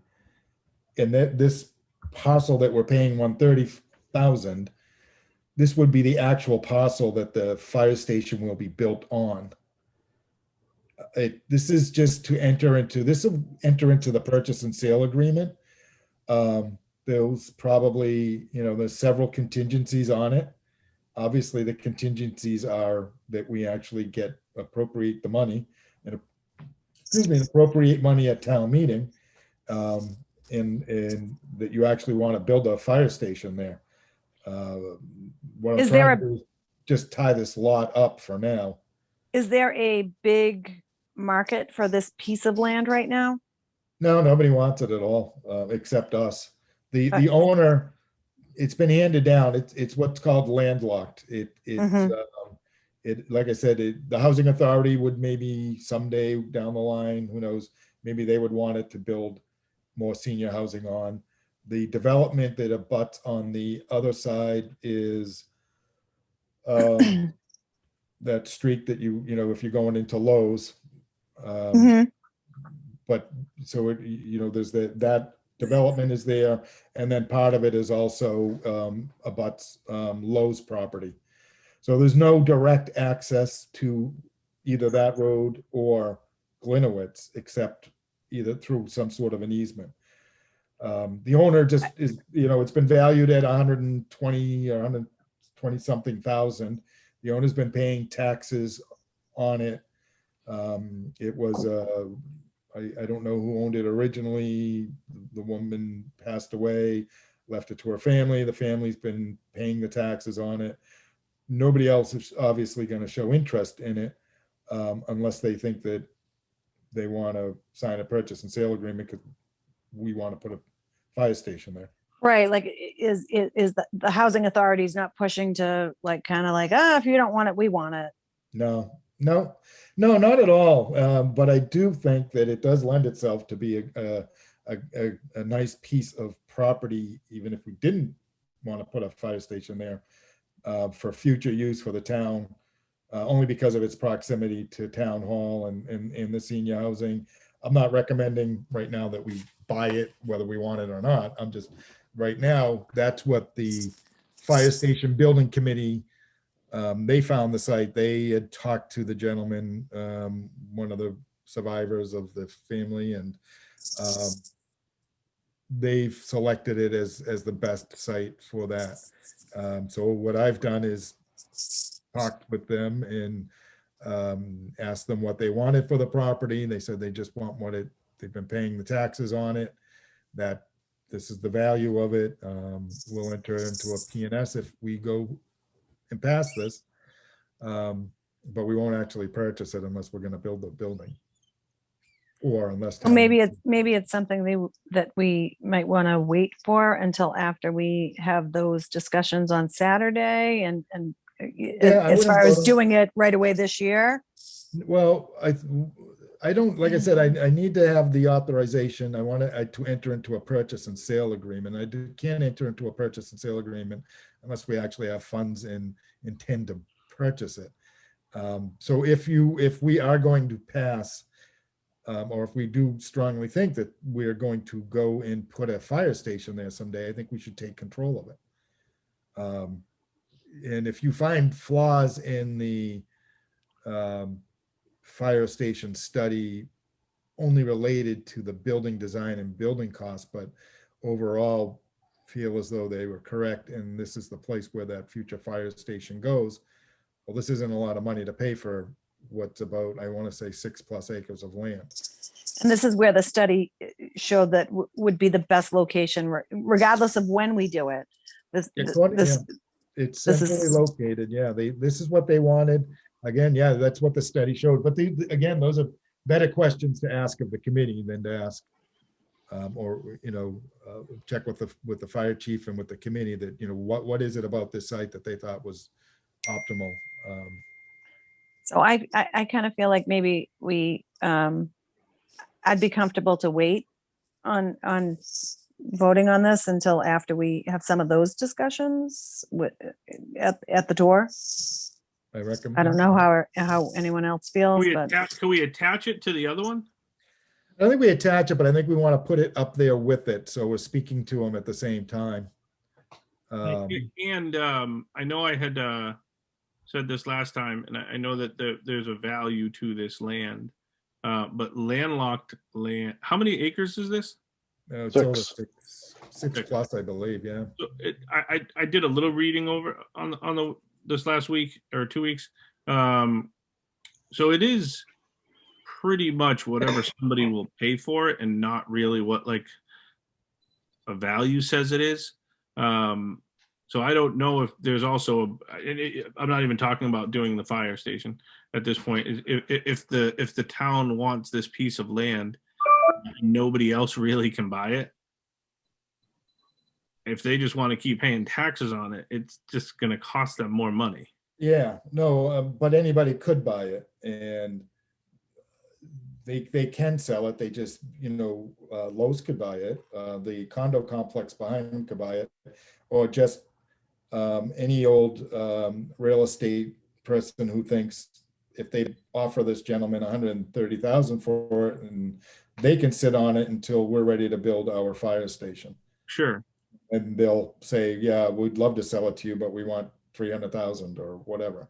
Yeah. So it's an odd position. I mean, I'd love to say, yeah, let's just wait him up till he stops paying his taxes, but that's not going to work, Yeah, no. Do we need this piece of land in order to access the fire station if it went there, or wherever it's This going? is the piece of land that the fire station's going to be on. Oh, I gotcha. It's not, yeah, this isn't an access. This is So the yes. actual. The answer is yes. I got it. Yeah, so we definitely need it. Yeah. Yeah, there's no way around it. No way to build the fire station on land we don't own. And as a matter of fact, if you guys, and I'll like I said, I'm going to be talking with Derek on Friday and with the engineer. When you go on Saturday, they'll show you some of the plans, and they'll show you the piece of the parcel that they're talking about. And I'll send you all a copy of it tomorrow too, just so you've got a visual of what it is. well, so then I kind of go back and forth. So in that case, I kind of feel like if right now that seems like that could be the best price we're going to get on land that we will need. We do need to address the situation of the firehouse. But I don't see any harm in you waiting until after you've met with at the fire station, looked at the study some more, talked to them about it. At least, I think it's real important to ask those questions of the committee. As far So as you don't think anyone will buy it by Saturday, right, Scott? Well, I've already, I have a verbal, and I've had our lawyers talk to them, so I'd be willing to fight the fight if they do. Okay. But there's probably thousands of people watching the show right now that are trading in their Bitcoin even as we speak.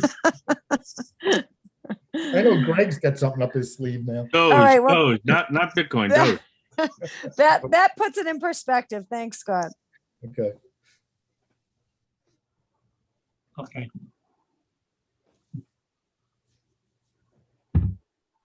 Barbara, I'm with you. I think I'd rather.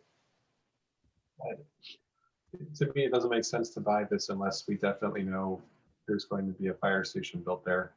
So I could vote now or later. It doesn't matter. We got you, Greg. I'd like to wait myself. That's just where I'm at. I think waiting is the right course of action, at least until next week.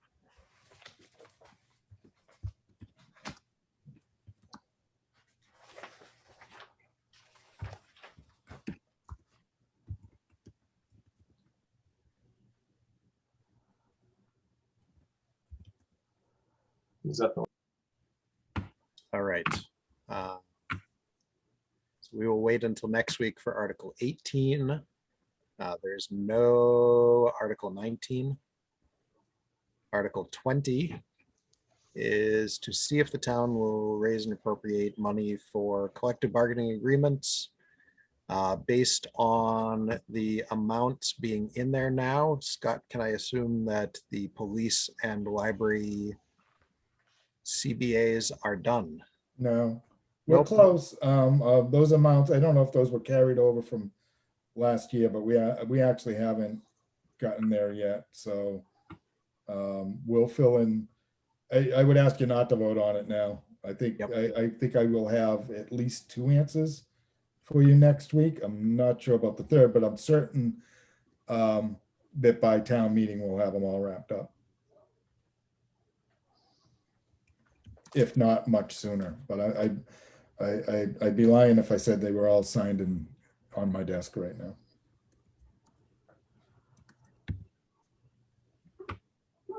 Okay. So we will wait on Article 20. Article 21, see if we will raise and appropriate or transfer $50,000 to provide a 10% match for a grant to repair the Mill Street Dam. We're back again with our grants where we pay a little and somebody else pays a bunch. Motion to approve. Second.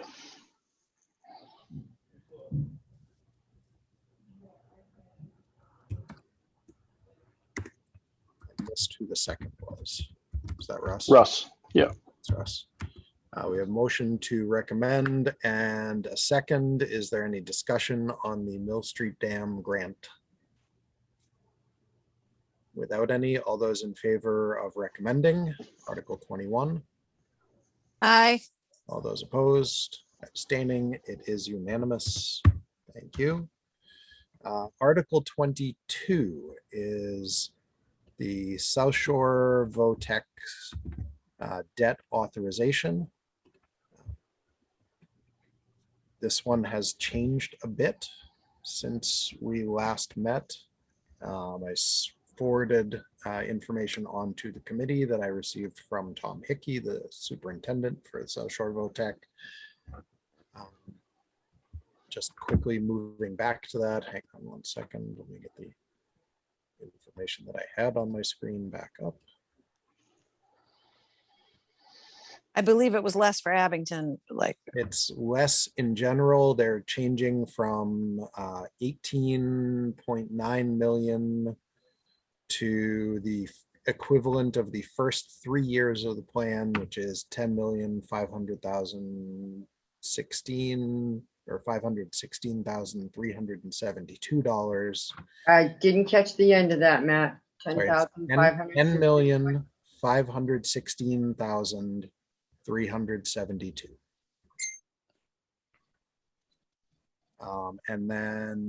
And part of this was from talking with the Board of Selectmen. Part of it was from concerns from Hanson's committees. Mhm. And so they are looking to do the lower number, the 10 million, which is essentially the first 3 years. And as was provided to us before, the doing this over the first 3 years comes out to either similar or lower to what Abington would be appropriating to the school for capital for those 3 years to do similar projects anyway. So, And that's from their reserve, correct? Or their, is that increasing capital. our assessment, or it's from their enterprise, not enterprise? No, it's increasing our assessment. So it increases our assessment. Okay. Yeah, but if you get a chance, maybe if you watch his last presentation and some of it, and I think we actually might, maybe Matt, he sent all that documents to you that. Yeah, I passed that along. Right. So I did. So I did see that. And I think it was like kind of a good deal for us. Yep. So for Abington, if I remember correctly, the amounts that this would add, because it would take away what they would be looking to do for capital in the 3 given years, for Abington specifically, it worked out to be either about the same or possibly even a tiny amount less per year. Does that ring true for you, Scott? Yeah, it does. It would, because they're, like you said, the existing capital that they would be assessing us is going to drop dramatically. Yeah. That being said, they are going, remember, they are going to come back for more money. So they're asking for the, originally the 18.9, that doesn't really go away. Yeah. They're just going to do the first 3 years of the project, and then they'll come back, and it could be, it could be 9 million or maybe less, but they are going to be looking for more at some point. And the So only it's other the thing- 18.9, wait a minute. So it's the 18.9 that stays with us? No, they've 9 reduced changed that. to 10.5. Yep. That stays with us for how long? Oh. Going forward, right? They're doing a series of different, I think, borrowing. Some of it was going to be short term and bands and stuff, but then eventually they'll ask for more money, and then they'll probably, I don't know if they'll refinance, so to speak, at that time. But yeah, this is going to be a long-term thing. This is going to, like I said, in 3 years, they're going to come back for the remainder of that money. So it'd be at least a 20-year probably payback at that point. But this is the total amount, not Abington's share, Correct. even when we get to the 10 million. It's Right. Abington's Share Not is Abington's share is one significantly town lower. portion. Yeah, I want to say it's maybe 16% is what our assessment is. It's Sounds about right. I think we're like number 3, the 3rd highest. I think maybe Whitman and Rockland get hit a little harder. Yep. All right, thank you.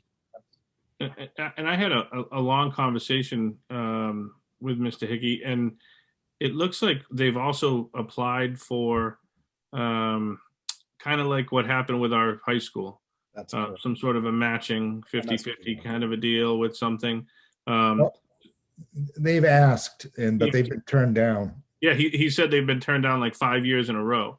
Yeah. He also stated that it is the oldest or one of the oldest Votex. He said they've kept it in good condition, so it's not inhabitable.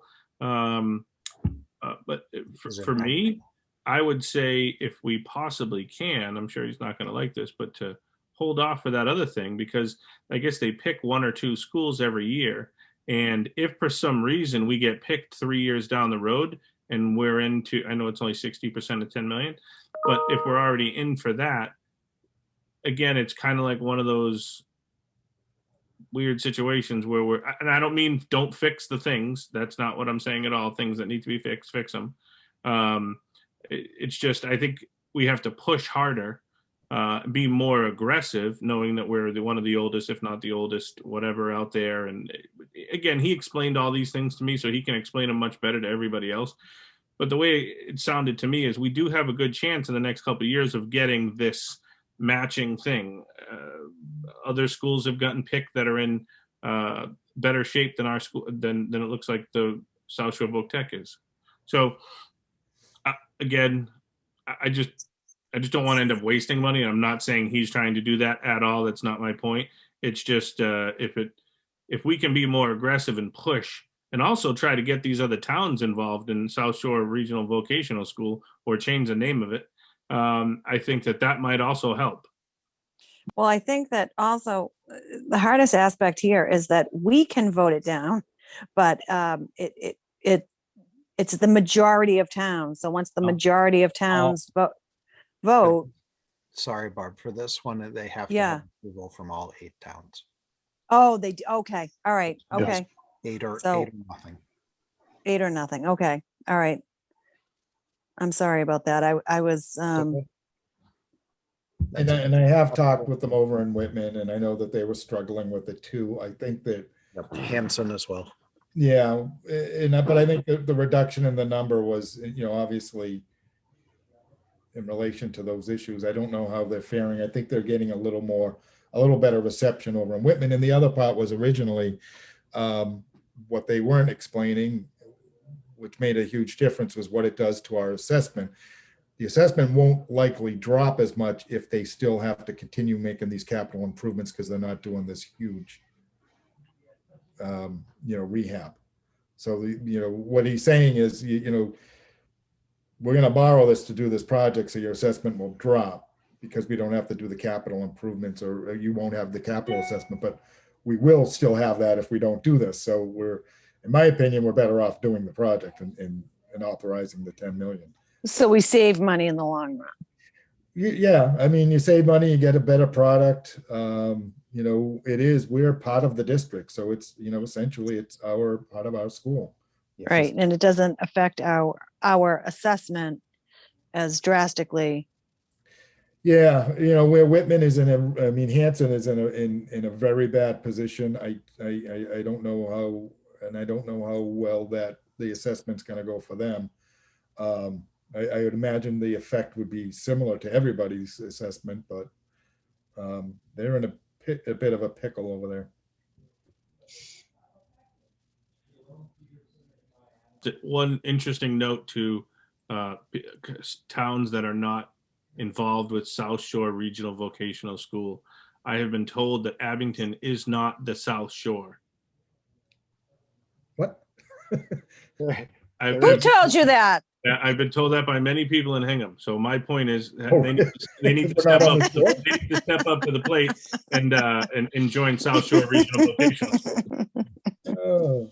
The actual definition of what is and is not South Shore is a little nebulous and a little vague, and changes by who is defining it. So. I do have a question about, so they're like, they passed a few years back, a stabilization. They have a stabilization fund, so to speak. I forget what it's called. Are they using money from that towards this? I believe this is separate from that. It is. I mean, they're looking to borrow, so I would assume they're not, taking out a stabilization also. I mean, I would assume that, like us, that they want to maintain their stabilization in case of these rainy days, but I don't know. I mean, I feel like if you need, I don't know, until fairly recently, they didn't have a stabilization fund. So, I don't know.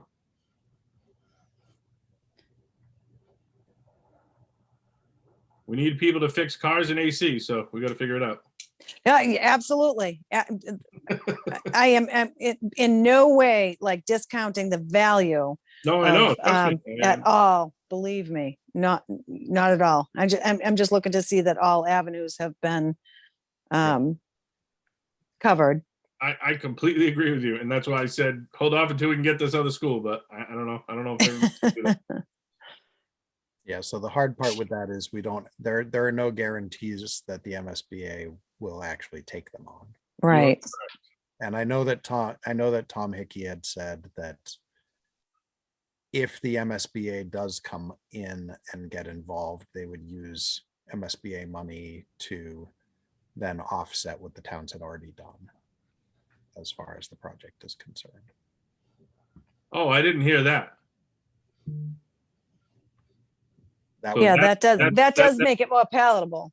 Yeah, that was one of the things that he had said when he was here the first time, I think, that they would look to have MSBA money cover parts that they either in addition to what was coming up that they had not spent yet, but look to like to defray the cost type of thing. The cost of things that qualify that had already been. Right. Okay. So it's a tricky proposition. We don't know for sure. It just doesn't sound happen. Yeah. And we don't know if they'll even be adopted into the program. So we would have to assume if we are recommending this or approving this, that we would be paying our share of this total amount. I do feel like at some point, I know they've been turned down quite a bit. I do feel like they're due at some point, you know? You would think so.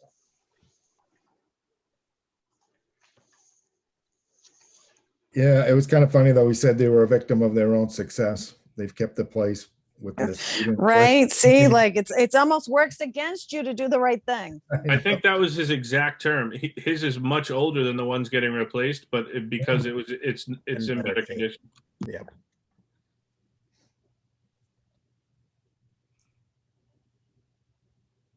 So do we want to make a motion on this one? I'm going to Can say we make motion the to mo- approve. No. Sorry. Go ahead, No, Chris. that's we're approving 10 million, blah, blah, blah, right? Correct. Mhm. Okay. Is there a second? Second. Okay, so we have a motion from Barbara, second from Russ. Is there any further discussion? Without that, all those in favor of recommending approval of Article 22? Aye. All those opposed? Shouldn't we say amended? Yes. Okay. Thank you. When we're explaining it, somebody will explain it's 16% of 10 million or whatever, roughly around there. Absolutely, yes. All those opposed? Abstaining? Justin, sorry, I didn't catch what you did. Approved. So Okay. It is unanimous. Thank you all. Article 23 says revolving fund for stormwater management, has no details, and I think that there's another Yeah, article. that pops up in Article 36. I was gonna say, I was pretty sure, and there's a lot to scroll to get to it, but I thought that there was another article that was the revolving fund. It for was the stormwater. second to last page or last page, I think. Oh, no. There it All right. is. Revolving fund for stormwater. So is Article 23 being removed in favor of Article 36? Are they both going to be articles? No, I think you only need one. I don't see any need to have two of them. Okay. So I would remove 23. So Article 23 be removed.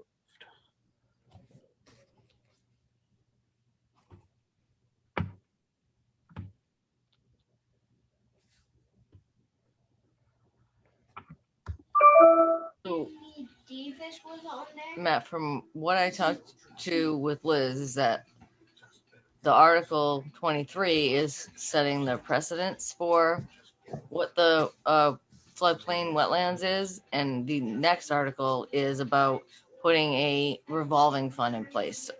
So you do need both. 25 goes into the Wetlands Protection Overlay I'm District. gonna say 25. If you can see at the bottom of the screen here, I'll move it up a bit, as the floodplain and wetlands district. Because if you look 23, which I have highlighted and striped I may have put them in different directions, but she needs right now, all Article 23 says is revolving fund for stormwater management. There's So no, do And you then- think 36 should go to where 23 is, Sue? yeah. Okay. But it would seem like you need 25 before you need 36, right? No? Is that what you're saying? I think you need them in conjunction. So you describe what the floodplain. Right, so you need the revolving fund to go along with the actual planning zoning fund. So you need those two in conjunction with each other. And I think I might have added an additional warrant article that might not have been there. She did explain that to me tonight. Okay. And I told her that I would tell you guys that we're going to revise those three articles, but she definitely needs a revolving fund and the article. All right. For right now, I think based on the lack of text on Article 23, I think we'll ignore Article 23 and we'll deal with the revision next week if that's changed to something that we need to vote on. Does that sound good to everyone? Yeah, so I can go over it with Liz tomorrow and just make Yep. sure we get it right. So then just quickly, Article 24 is the property tax exemption for Gold Star parents. I did forward out to everyone on this one information from the veterans agent, Adam Gunn. Is there a motion for this one? Motion to approve. Second. Motion to approve from Barbara, second from Russ. And just for the sake of anyone listening, the information from the veterans agent is that the Gold Star tax exemption program in the Mass General Law essentially exempts a spouse of a person who died in active duty serving the United States from having to pay real estate taxes. The town exempt those people, the people's property taxes or something very close to the value of the people's property taxes is reimbursed to the town by the state, much like most of the veterans benefits.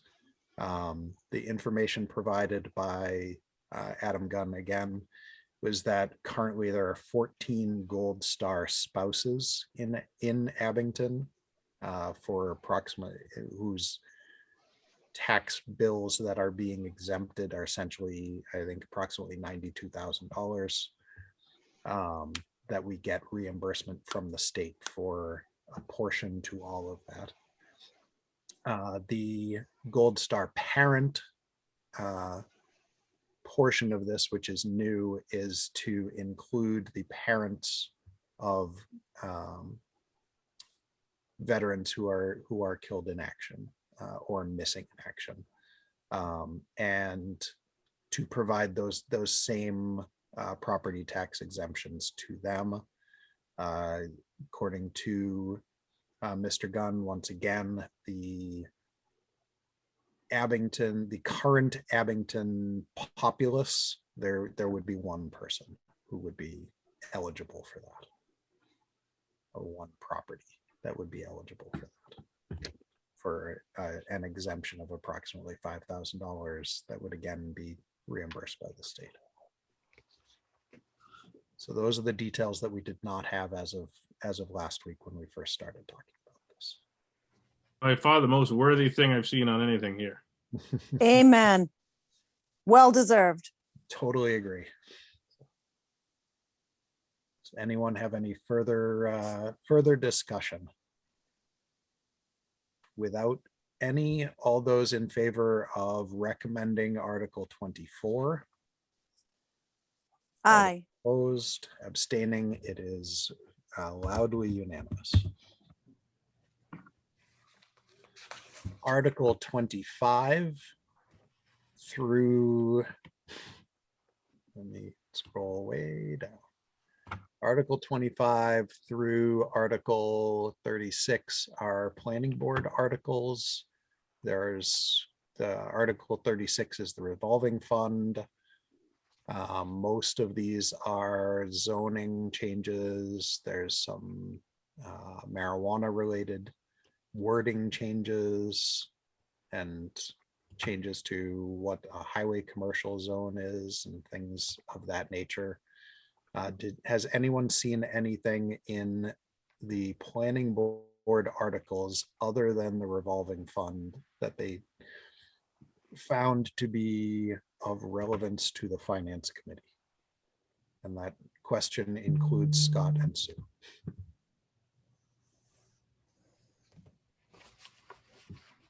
I feel like those are articles that should be deferred. That's where I was going with that. I think Motion to defer Articles 25 up through 35. Second. Second. Oh, Russ, I'll give it To to the you. planning board. Speak to you, Barbara.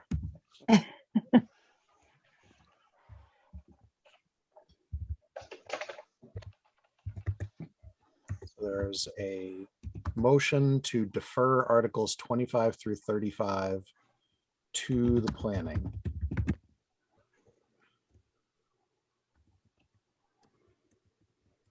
Any discussion on those? Without any, all those in favor of deferring to the planning board? Aye.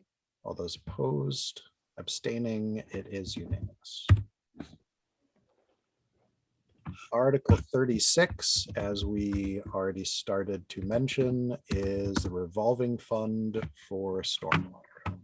Scroll the warrant down to that one. Oh, wait. I'm sorry, Matt. Can I just ask the plans for the plans for Summer Street was that in those articles that we just deferred?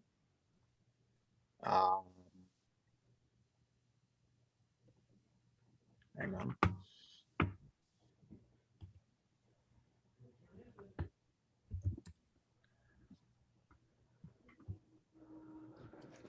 The word summer does not come up in the document at all. Scott, do you know what I'm talking about? I don't. The Didn't remember seeing anything about Summer Street.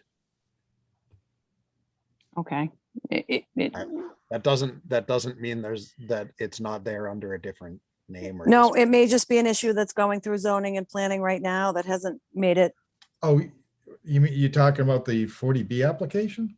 Yes. Oh, is Yeah, this that's not a town meeting. that has- Okay. that anything, hasn't yeah, no, to the Okay. wall. no. Yeah. All right. So Thank you. I do know what you mean now. The Yeah. parcel near the train. Yeah, the station. train station. Yeah. I did post, it's some on our website that if you're interested in looking at that, though, there is sort of an abridged version of the application that the developer made to Mass Housing, but there's not an application at all to the town yet. Okay. So that's you can see still it in it. in the works. Yeah, it's just at the very beginning stages. Okay. I hadn't seen, it didn't look like anything that was on there, but I just wanted to be sure. No, it'll never become a warrant article. It'll be an issue for zoning board to deal with. Okay. Thank you. Good question, Barbara. So that takes us to Article 36, which is to create a revolving fund for stormwater. This is also a requirement, correct? Is this the, go ahead, The re- Scott, sorry. Yeah, the requirement part is that as we, as the developments are put in or improvements are made, towns take over streets and roads. There are, stormwater basins, infiltration basins, detention basins that are constructed. When we take them over, there's an expense and a cost associated with maintaining them, taking care of them. They have to be cleaned. Some of them have to be tilled. I mean, there's all sorts of different things depending on the type of basin it is. So this is just, the developers are putting in and setting up a fund that we can use to offset those costs.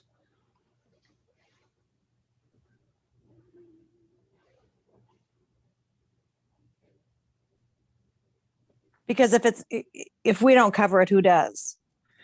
We're going to pay for it. Right, okay. So this is the way to say, look, you're building it and we're allowing you to build it, but we're going to be stuck with the maintenance of it at some point. So, this is what and we'd have, there'd be an engineer involved would say, look, this is what the annual maintenance will be. And, But at some point, we're going to be required regardless. Oh, yeah, we'll definitely be required to maintain them. Yeah. And it is like somehow they have to be maintained, and that's part of sort of that whole stormwater issue. Yeah, correct. Is there a spending limit here? There's question marks. I don't know. I think we'd have to ask the planning board. I don't know if they're just not sure yet.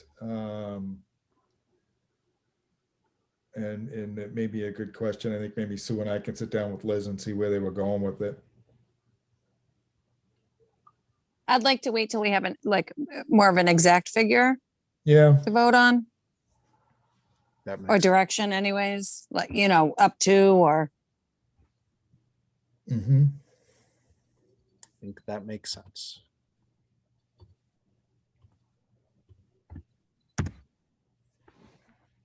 Scott, do we think we'll have that next week? Yep. All right. I think so. I think I can get that done. All right, that will be on my list of things we have to provide for next week, provide a recommendation for. 37, 38 are petition articles for naming the police station, highway barn complex, and the middle high school. The wording might not be right on the second one, but both naming them both after Sergeant Alex Kokoros. I do not think those have particular financial impact to them that the finance committee would provide a statement on, though we very much mourn the loss of Sergeant Kokoros. I think it would be good to take a sense of the meeting, or at least state our support. Well, I just, I don't know, we did ask town council for the actual authority of town meeting to do any of these things. Town council has suggested that town meeting does not have the authority, that the buildings in the board or committee that actually has authority over the buildings and custody of the buildings. So obviously in the case of the middle school, high school complex, that would be up to the school committee to decide whether they want to name it after someone or not. It would be up to the selectmen whether or not they want to name any area of the police station or that municipal complex. So I've discussed it with the moderator after we saw that, and the moderator's thought is that, we don't, essentially, I guess you don't typically take sort of advisory votes at town meeting. So, and I've discussed it with the petitioner, just to give the petitioner the option of, look, do you want to leave these articles in there? They'll, they most likely end up being passed over, but you can leave them in there, or we would not be able to take action based on town council's recommendation. But you could obviously bring them to the, to the school committee and to the board of selectmen and ask them to do what you're asking them to do here. Excuse me for a minute, Scott, but isn't this similar to that Indian logo that they just voted on, and they said that they put it on the ballot, but it was not a binding? They actually put it on their ballot to keep the logo or not. Yeah. Again, if that town has made that decision that they want to do stuff like that, I don't know. I was told, or it was suggested to me that, Abington doesn't typically take those kind of votes or those kind of action. It's totally up to everybody but me. I'm But- wondering if this would be a good, just thinking out loud here, if this would be a good memorial type thing for the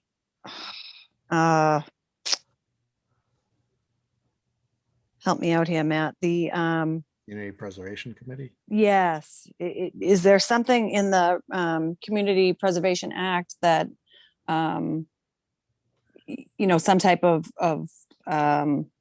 park or open space or something like that this might be a good idea for some type of memorial, as opposed to naming certain But that's not, I mean, that's not within the scope of what's in front of us. I mean, that may Right. be a worthwhile cause and absolutely something that, offline we could recommend to the petitioner. Right. But really right now it's, just deciding on how to deal with these. And I'm not suggesting that, obviously I'm not suggesting we take them off. They have to stay on here unless the petitioner wants to take them off. But it's Uh, not in our purview. We really have nothing that, but you obviously, I mean, if your committee is, if you feel strongly that this is something that you support, then that's up to you. I'm not recommending one way or another to vote or not vote on it, but I think ultimately when it gets down to the floor of town meeting, the moderator's looking at this and knowing that we do not, town meeting actually has no authority on it. And if you typically don't take advisory votes, then I don't know that you want to do this. Now, on the other hand, if you think that this is an exception and you would like to see them take an advisory vote, then we can have that discussion with the moderator also. I mean, I feel we've taken advisory votes in the past. I wouldn't, I don't know. Can't remember. Or at least a sense of the meeting or Can I just ask 2 quick questions? Did excuse my ignorance, did this police officer get killed in action? No. Did he live in he Abington? he was the school resource officer, and he died as a result of depression. Got it. Did he live in Abington? No, he didn't live in Abington. But he was the school resource officer, a young guy, very well liked. If you'd like, I mean, if we put this off, we could always ask Sean Riley to maybe chip in on this next week too. I think that's a great idea. And maybe get his sense, because again, I'm going by what the opinion of council Right. was, and then the discussion with the moderator, and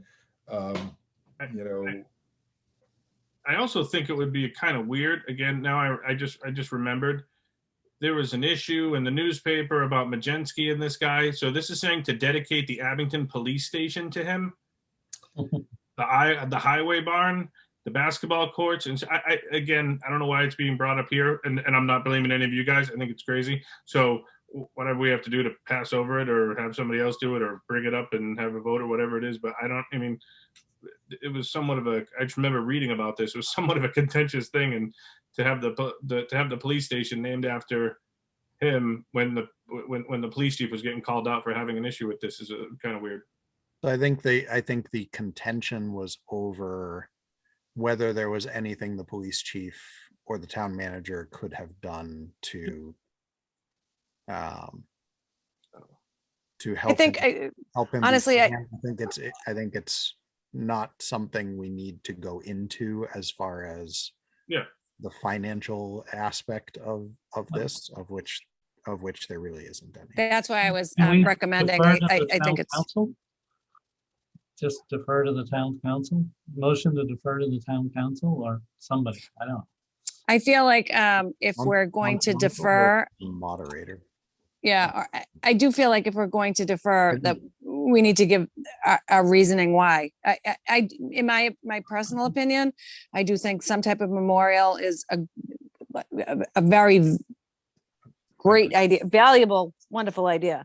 I don't know if it's those particular buildings that are already in existence or something that somebody else comes up with, but probably out of so but I'm thinking kind of out of our purview, but not because we don't support Correct. the idea of it. Correct. And I do So think, I'm not sure how to go about that. I think for our purposes, it would be good to have the moderator come next week and discuss with us how exactly we should proceed with. I agree, Matt. The articles. Matt, did we share that opinion with you, Matt? No. Are you on the email thread? No. All right, I'll make sure you get a copy of it too then. Thank you. Moving forward.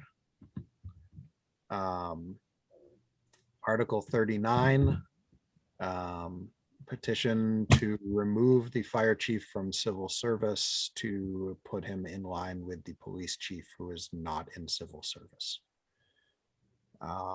Scott, correct me if I'm wrong.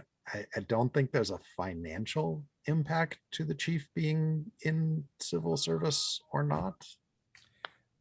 I don't believe there is a financial impact. Again, it's a citizen petition.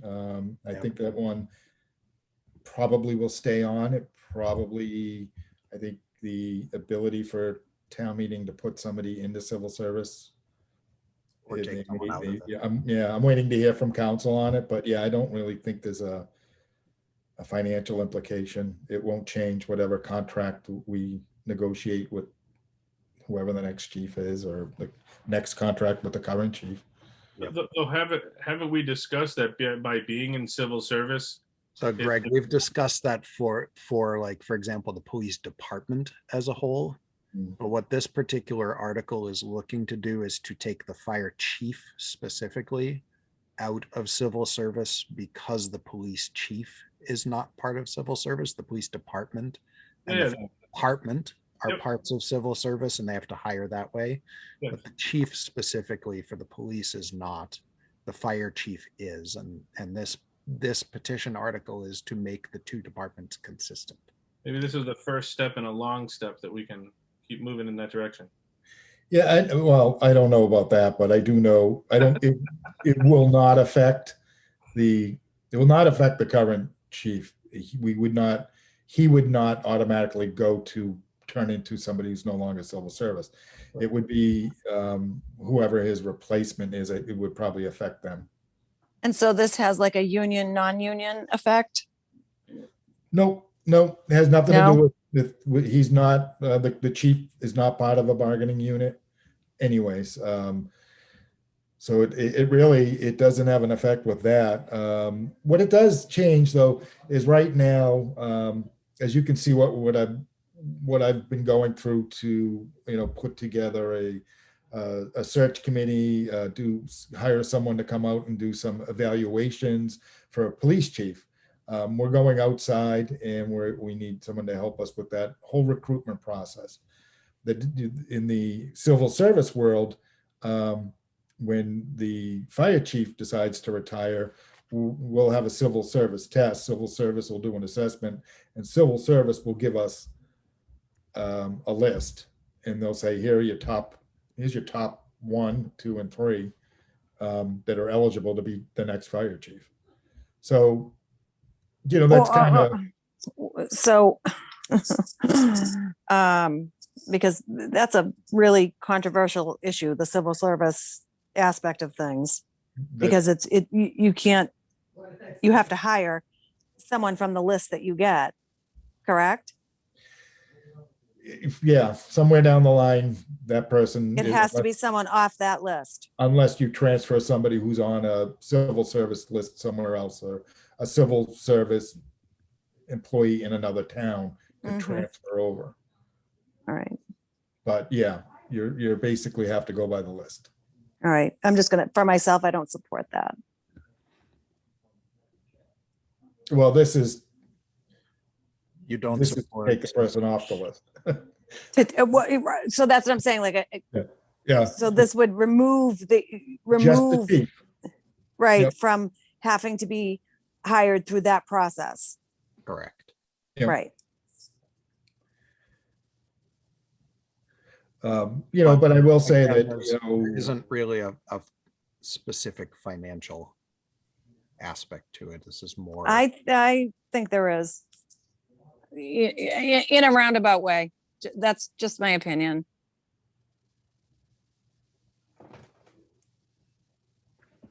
Anyone else? Thoughts? So I guess the financial aspect to it. Sorry, Scott. Justin, what were you saying? Sorry, Justin.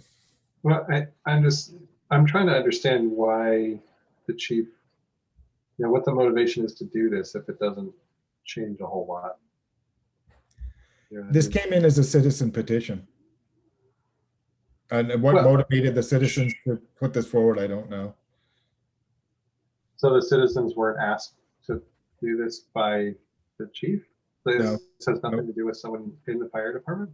Nope. That's really strange. Supported by the fire department, do we know? Or supported by I the don't chief? believe so. The chief will probably speak to this at town meeting, but and I to be quite honest with you, I bet I'm sure if we asked the chief to pop on next week, he too would be happy to pop on next week. I think the chief sees more of a benefit to it, to keeping it the way it is. And I think he could explain it a lot more eloquently than I could. I'd like So- to hear, Yeah. yeah, I'd like to get more information on that But I myself. think the quick answer to whether there's any financial implications would just be like only in that what I just described. And I think it would just be in the recruitment process. It's a lot less expensive when you're dealing with civil services for this type of position, because they handle most of it, as opposed to like what I'm spending. And actually the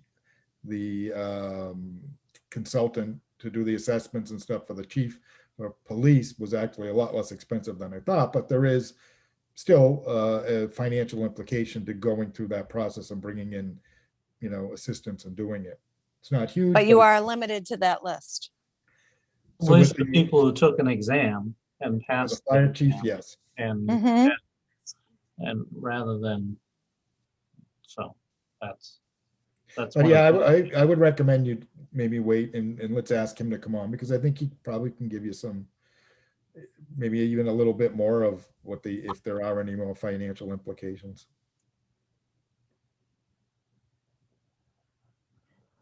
I'm in favor of waiting. That's my opinion. Anyone opposed to waiting for next week? I'm sorry to pile it on. That's okay. Nope. All right. Article 40 is just off of my reading, confusing. Article 40 is to essentially adhere to state law, question mark? This is a optional law by local Oh. option. Okay. We're going to approve state law. We're going to adopt the local option.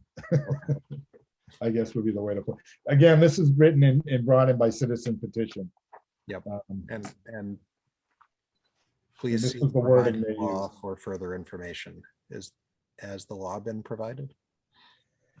I don't believe they did, but essentially what this will do for an active member of the military who is a police officer, if he gets deployed, the police officer will, although of course we'll hold his job for him, but we won't pay him. He gets paid by the military when he gets deployed.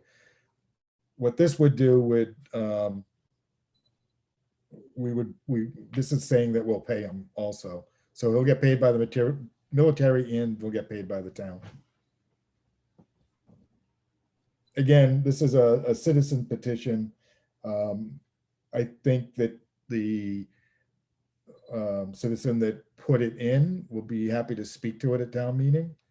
I think, Deputy Chief Cutter can give us a good idea of what the financial implications, if any, at this time. I mean, I think obviously it is, I don't know how many men and women are currently on active duty and are likely or could be deployed. But then we also don't know, when we start onboarding new officers, we don't necessarily know whether they're going to be active duty and they may get deployed. So So I think, I double think, paying, oh, go ahead, Greg. What? double paying. no, we'll only pay them once, but the government will pay them once also. So yes, There are other towns that do this. There are other towns that offer it. I think maybe people are looking for ways, citizens are looking for ways to hold on to officers, to make the department more appealing. I don't know if that's the thinking behind this. If other towns are also I don't know if offering that- this, I'm not sure. Yeah, and I intend to find out. I don't know, maybe I'll probably know by town meeting, but we're like, as everybody knows, we're in the process of negotiating with the unions and bargaining. And one thing that is important to us is to look at, do we have problems with retention? Do we have problems with recruitment? And, what's causing those problems and how can we fix them? If this is if this is an issue, we want to know about it. I don't know, again, how many towns are offering this. Scott, can I Matt- ask, Yep. is that not something that we didn't gain that information from the study that we did The as far as management? retention? Yeah, Oh, yeah, the management study, they had, so it wasn't like a really, they kind of looked at it. They did say, look, you're in the middle. You should offer some different specialty positions and there's things like that. And we're implementing all that.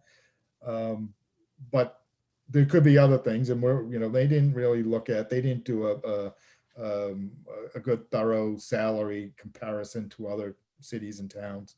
And we're in the process of doing that. And we'll look at everything, we sort of look at the whole package, not just, what are you offering if you're offering this? What are you offering at base pay? What are you offering for detail rates? What are you offering, for educational incentives? And, so it's sort of the whole package. And, I'm aware that there are some towns that are offering this and but I don't know at what cost it is. I don't know. I just feel, and I'm just being very basic here, but I feel like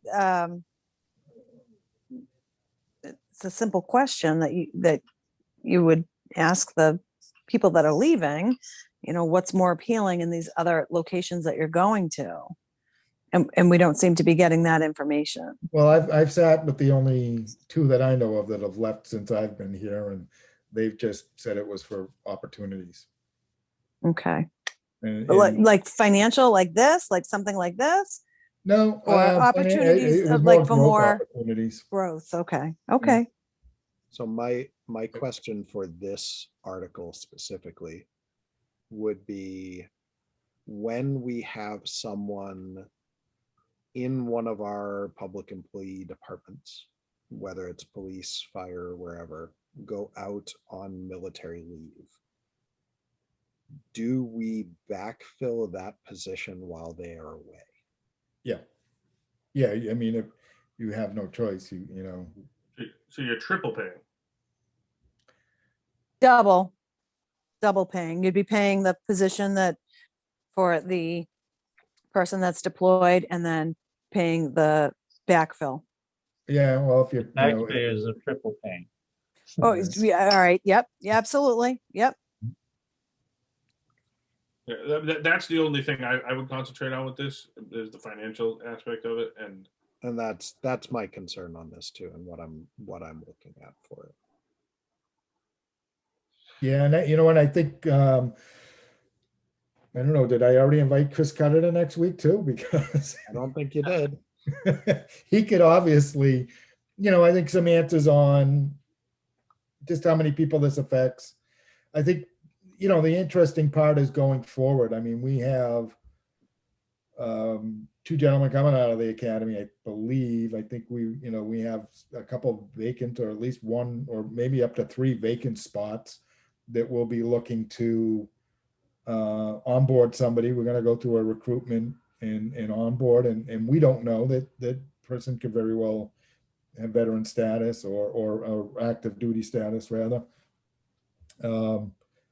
So yeah, I mean, it's hard to say what the overall, it could fluctuate from year to year.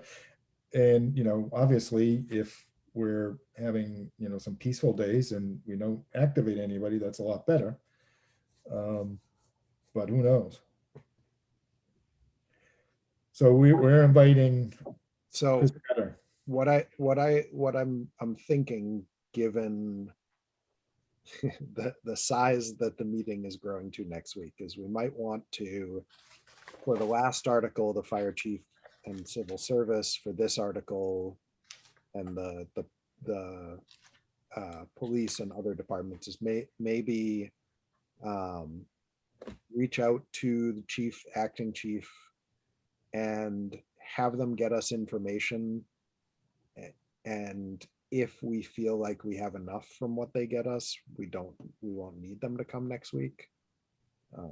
Does that sound good to everyone? Matt, I feel like we have to go over it anyways.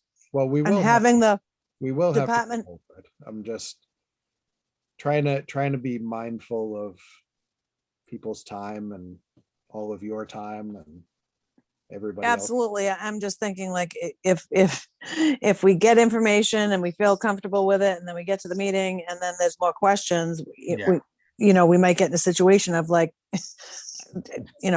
going another night, like, or is there a way to maybe have them on standby so that, we get as much information ahead of time, and then should Yeah. we need to have some questions answered, could he be available? I think if we certainly take these in the beginning order of, work with. Order of who's attending the meeting with us. Yeah, and I think a couple of these questions may even overlap with the, depending on Sean, Yep. and what he feels that we can do with And I that. would- And I would imagine that this particular one is not solely applying to the police department.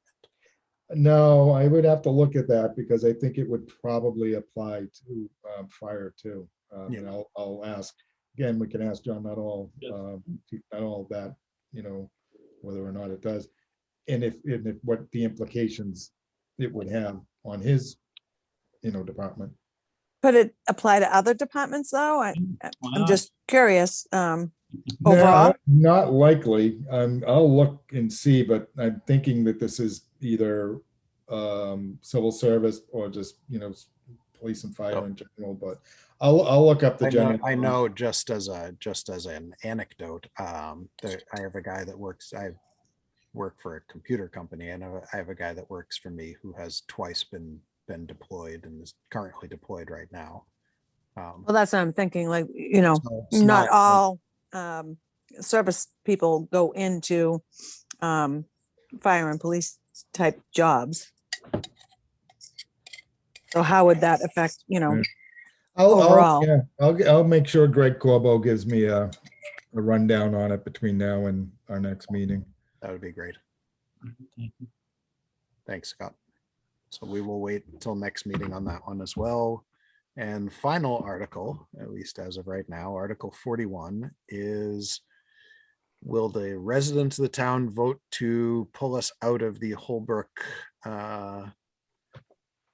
dispatch agreement for the Abington Police Department? Question to Scott is, can town meeting pull us out of that agreement? No. Okay. No, we did it, and that will be within that opinion that I'll share with you from town council that it was specifically put into the statute that it was up to the Board of Selectmen solely and not up to town meeting to make the decision. Motion to pass over, is that appropriate? I think so. Second. Motion and a second. Scott, what were you going to say there? I was just gonna say, when Sean's on, I mean, you'll see, and I think part of that conversation with Sean with these ones is, I think the idea was, and I did offer it to the petitioner to see if he wanted to pull it. I don't know that he will, but that we wouldn't take any action on it. Any other discussion on the motion? All those in favor of passing over Article 41? Aye. All opposed, abstaining, it is unanimous. And that brings us to the end, and it's not even 10 o'clock yet. You want to do a recap? I will do a quick recap of the ones that we have said that we will wait for next week to make our recommendations, which are all in the annual town meeting. And it is Article 1, the budget, Article 3, the capital plan, Article 10, the fire station study, engineering, etc. Article 12, the town hall and library roof doors, etc. Article 18, buying the land for the fire station. Article 20, the collective bargaining agreements. Article 36, the revolving fund for stormwater. 37 and 38, naming articles for Sergeant Alex Kokoros. Article 39, removing the fire chief from civil service, and Article 40, military leave for town employees. And as far as guests, it was going to be Moderator Riley, Chief Nuttall, and Deputy Chief Cutter. I feel like there was somebody else that we Go to bed. said, but let me look back through. No, I think that's all. Yeah, I think Sue and I were gonna huddle with Liz to get the answers on Article 36, and I think that's it. I think so too. All right. Will we have the final numbers on the budget when we vote on it? I hope so. All right. I I know final is a strong word, but you know what I mean. Yeah, I don't see it changing much. I would hope, if I hope that I have more direction for you and more answers on how we're gonna deal with the ARPA money and how we can, offset what we're doing. But I can't guarantee I'll have those answers next week. Right. But nobody wants them more than me, I'll tell you that.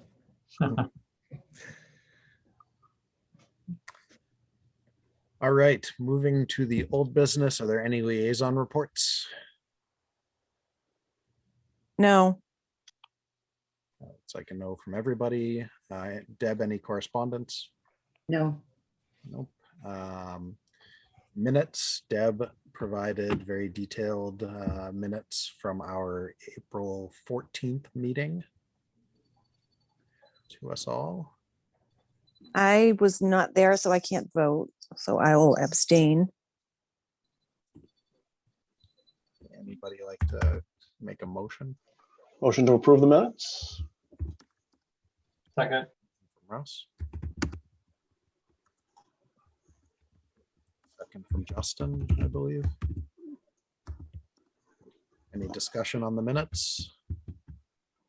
Without any, all those in favor of approving the minutes from the 14th?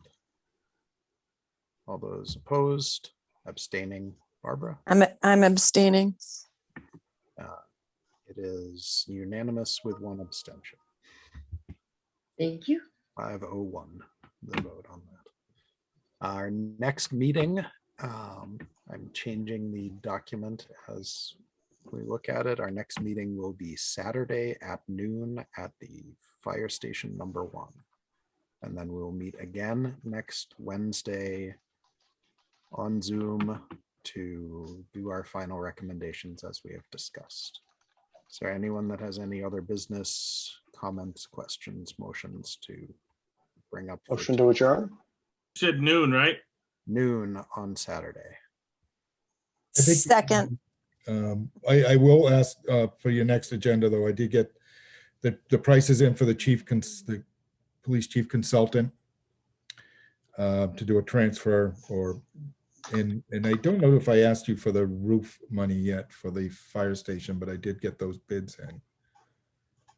So we'll probably put that on your next agenda. And Sonia was the other guest that we were going to ask. I'm assuming you do want to see that. So I think that would be good.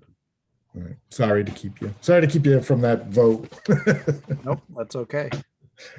I did second. Before I take the vote on that, let me just double check. What fire station? Route 18? Yes. Correct. Any idea how long it will be on Saturday? I do not. Depends on how lively the discussion is.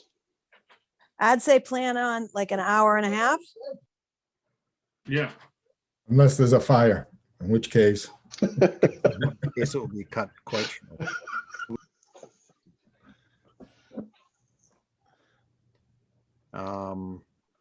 Which article was the Southshore Votex article? it was early on. Yeah, I'm trying to find it, and for some Well, reason, it's like- No, that was it, everyone. no.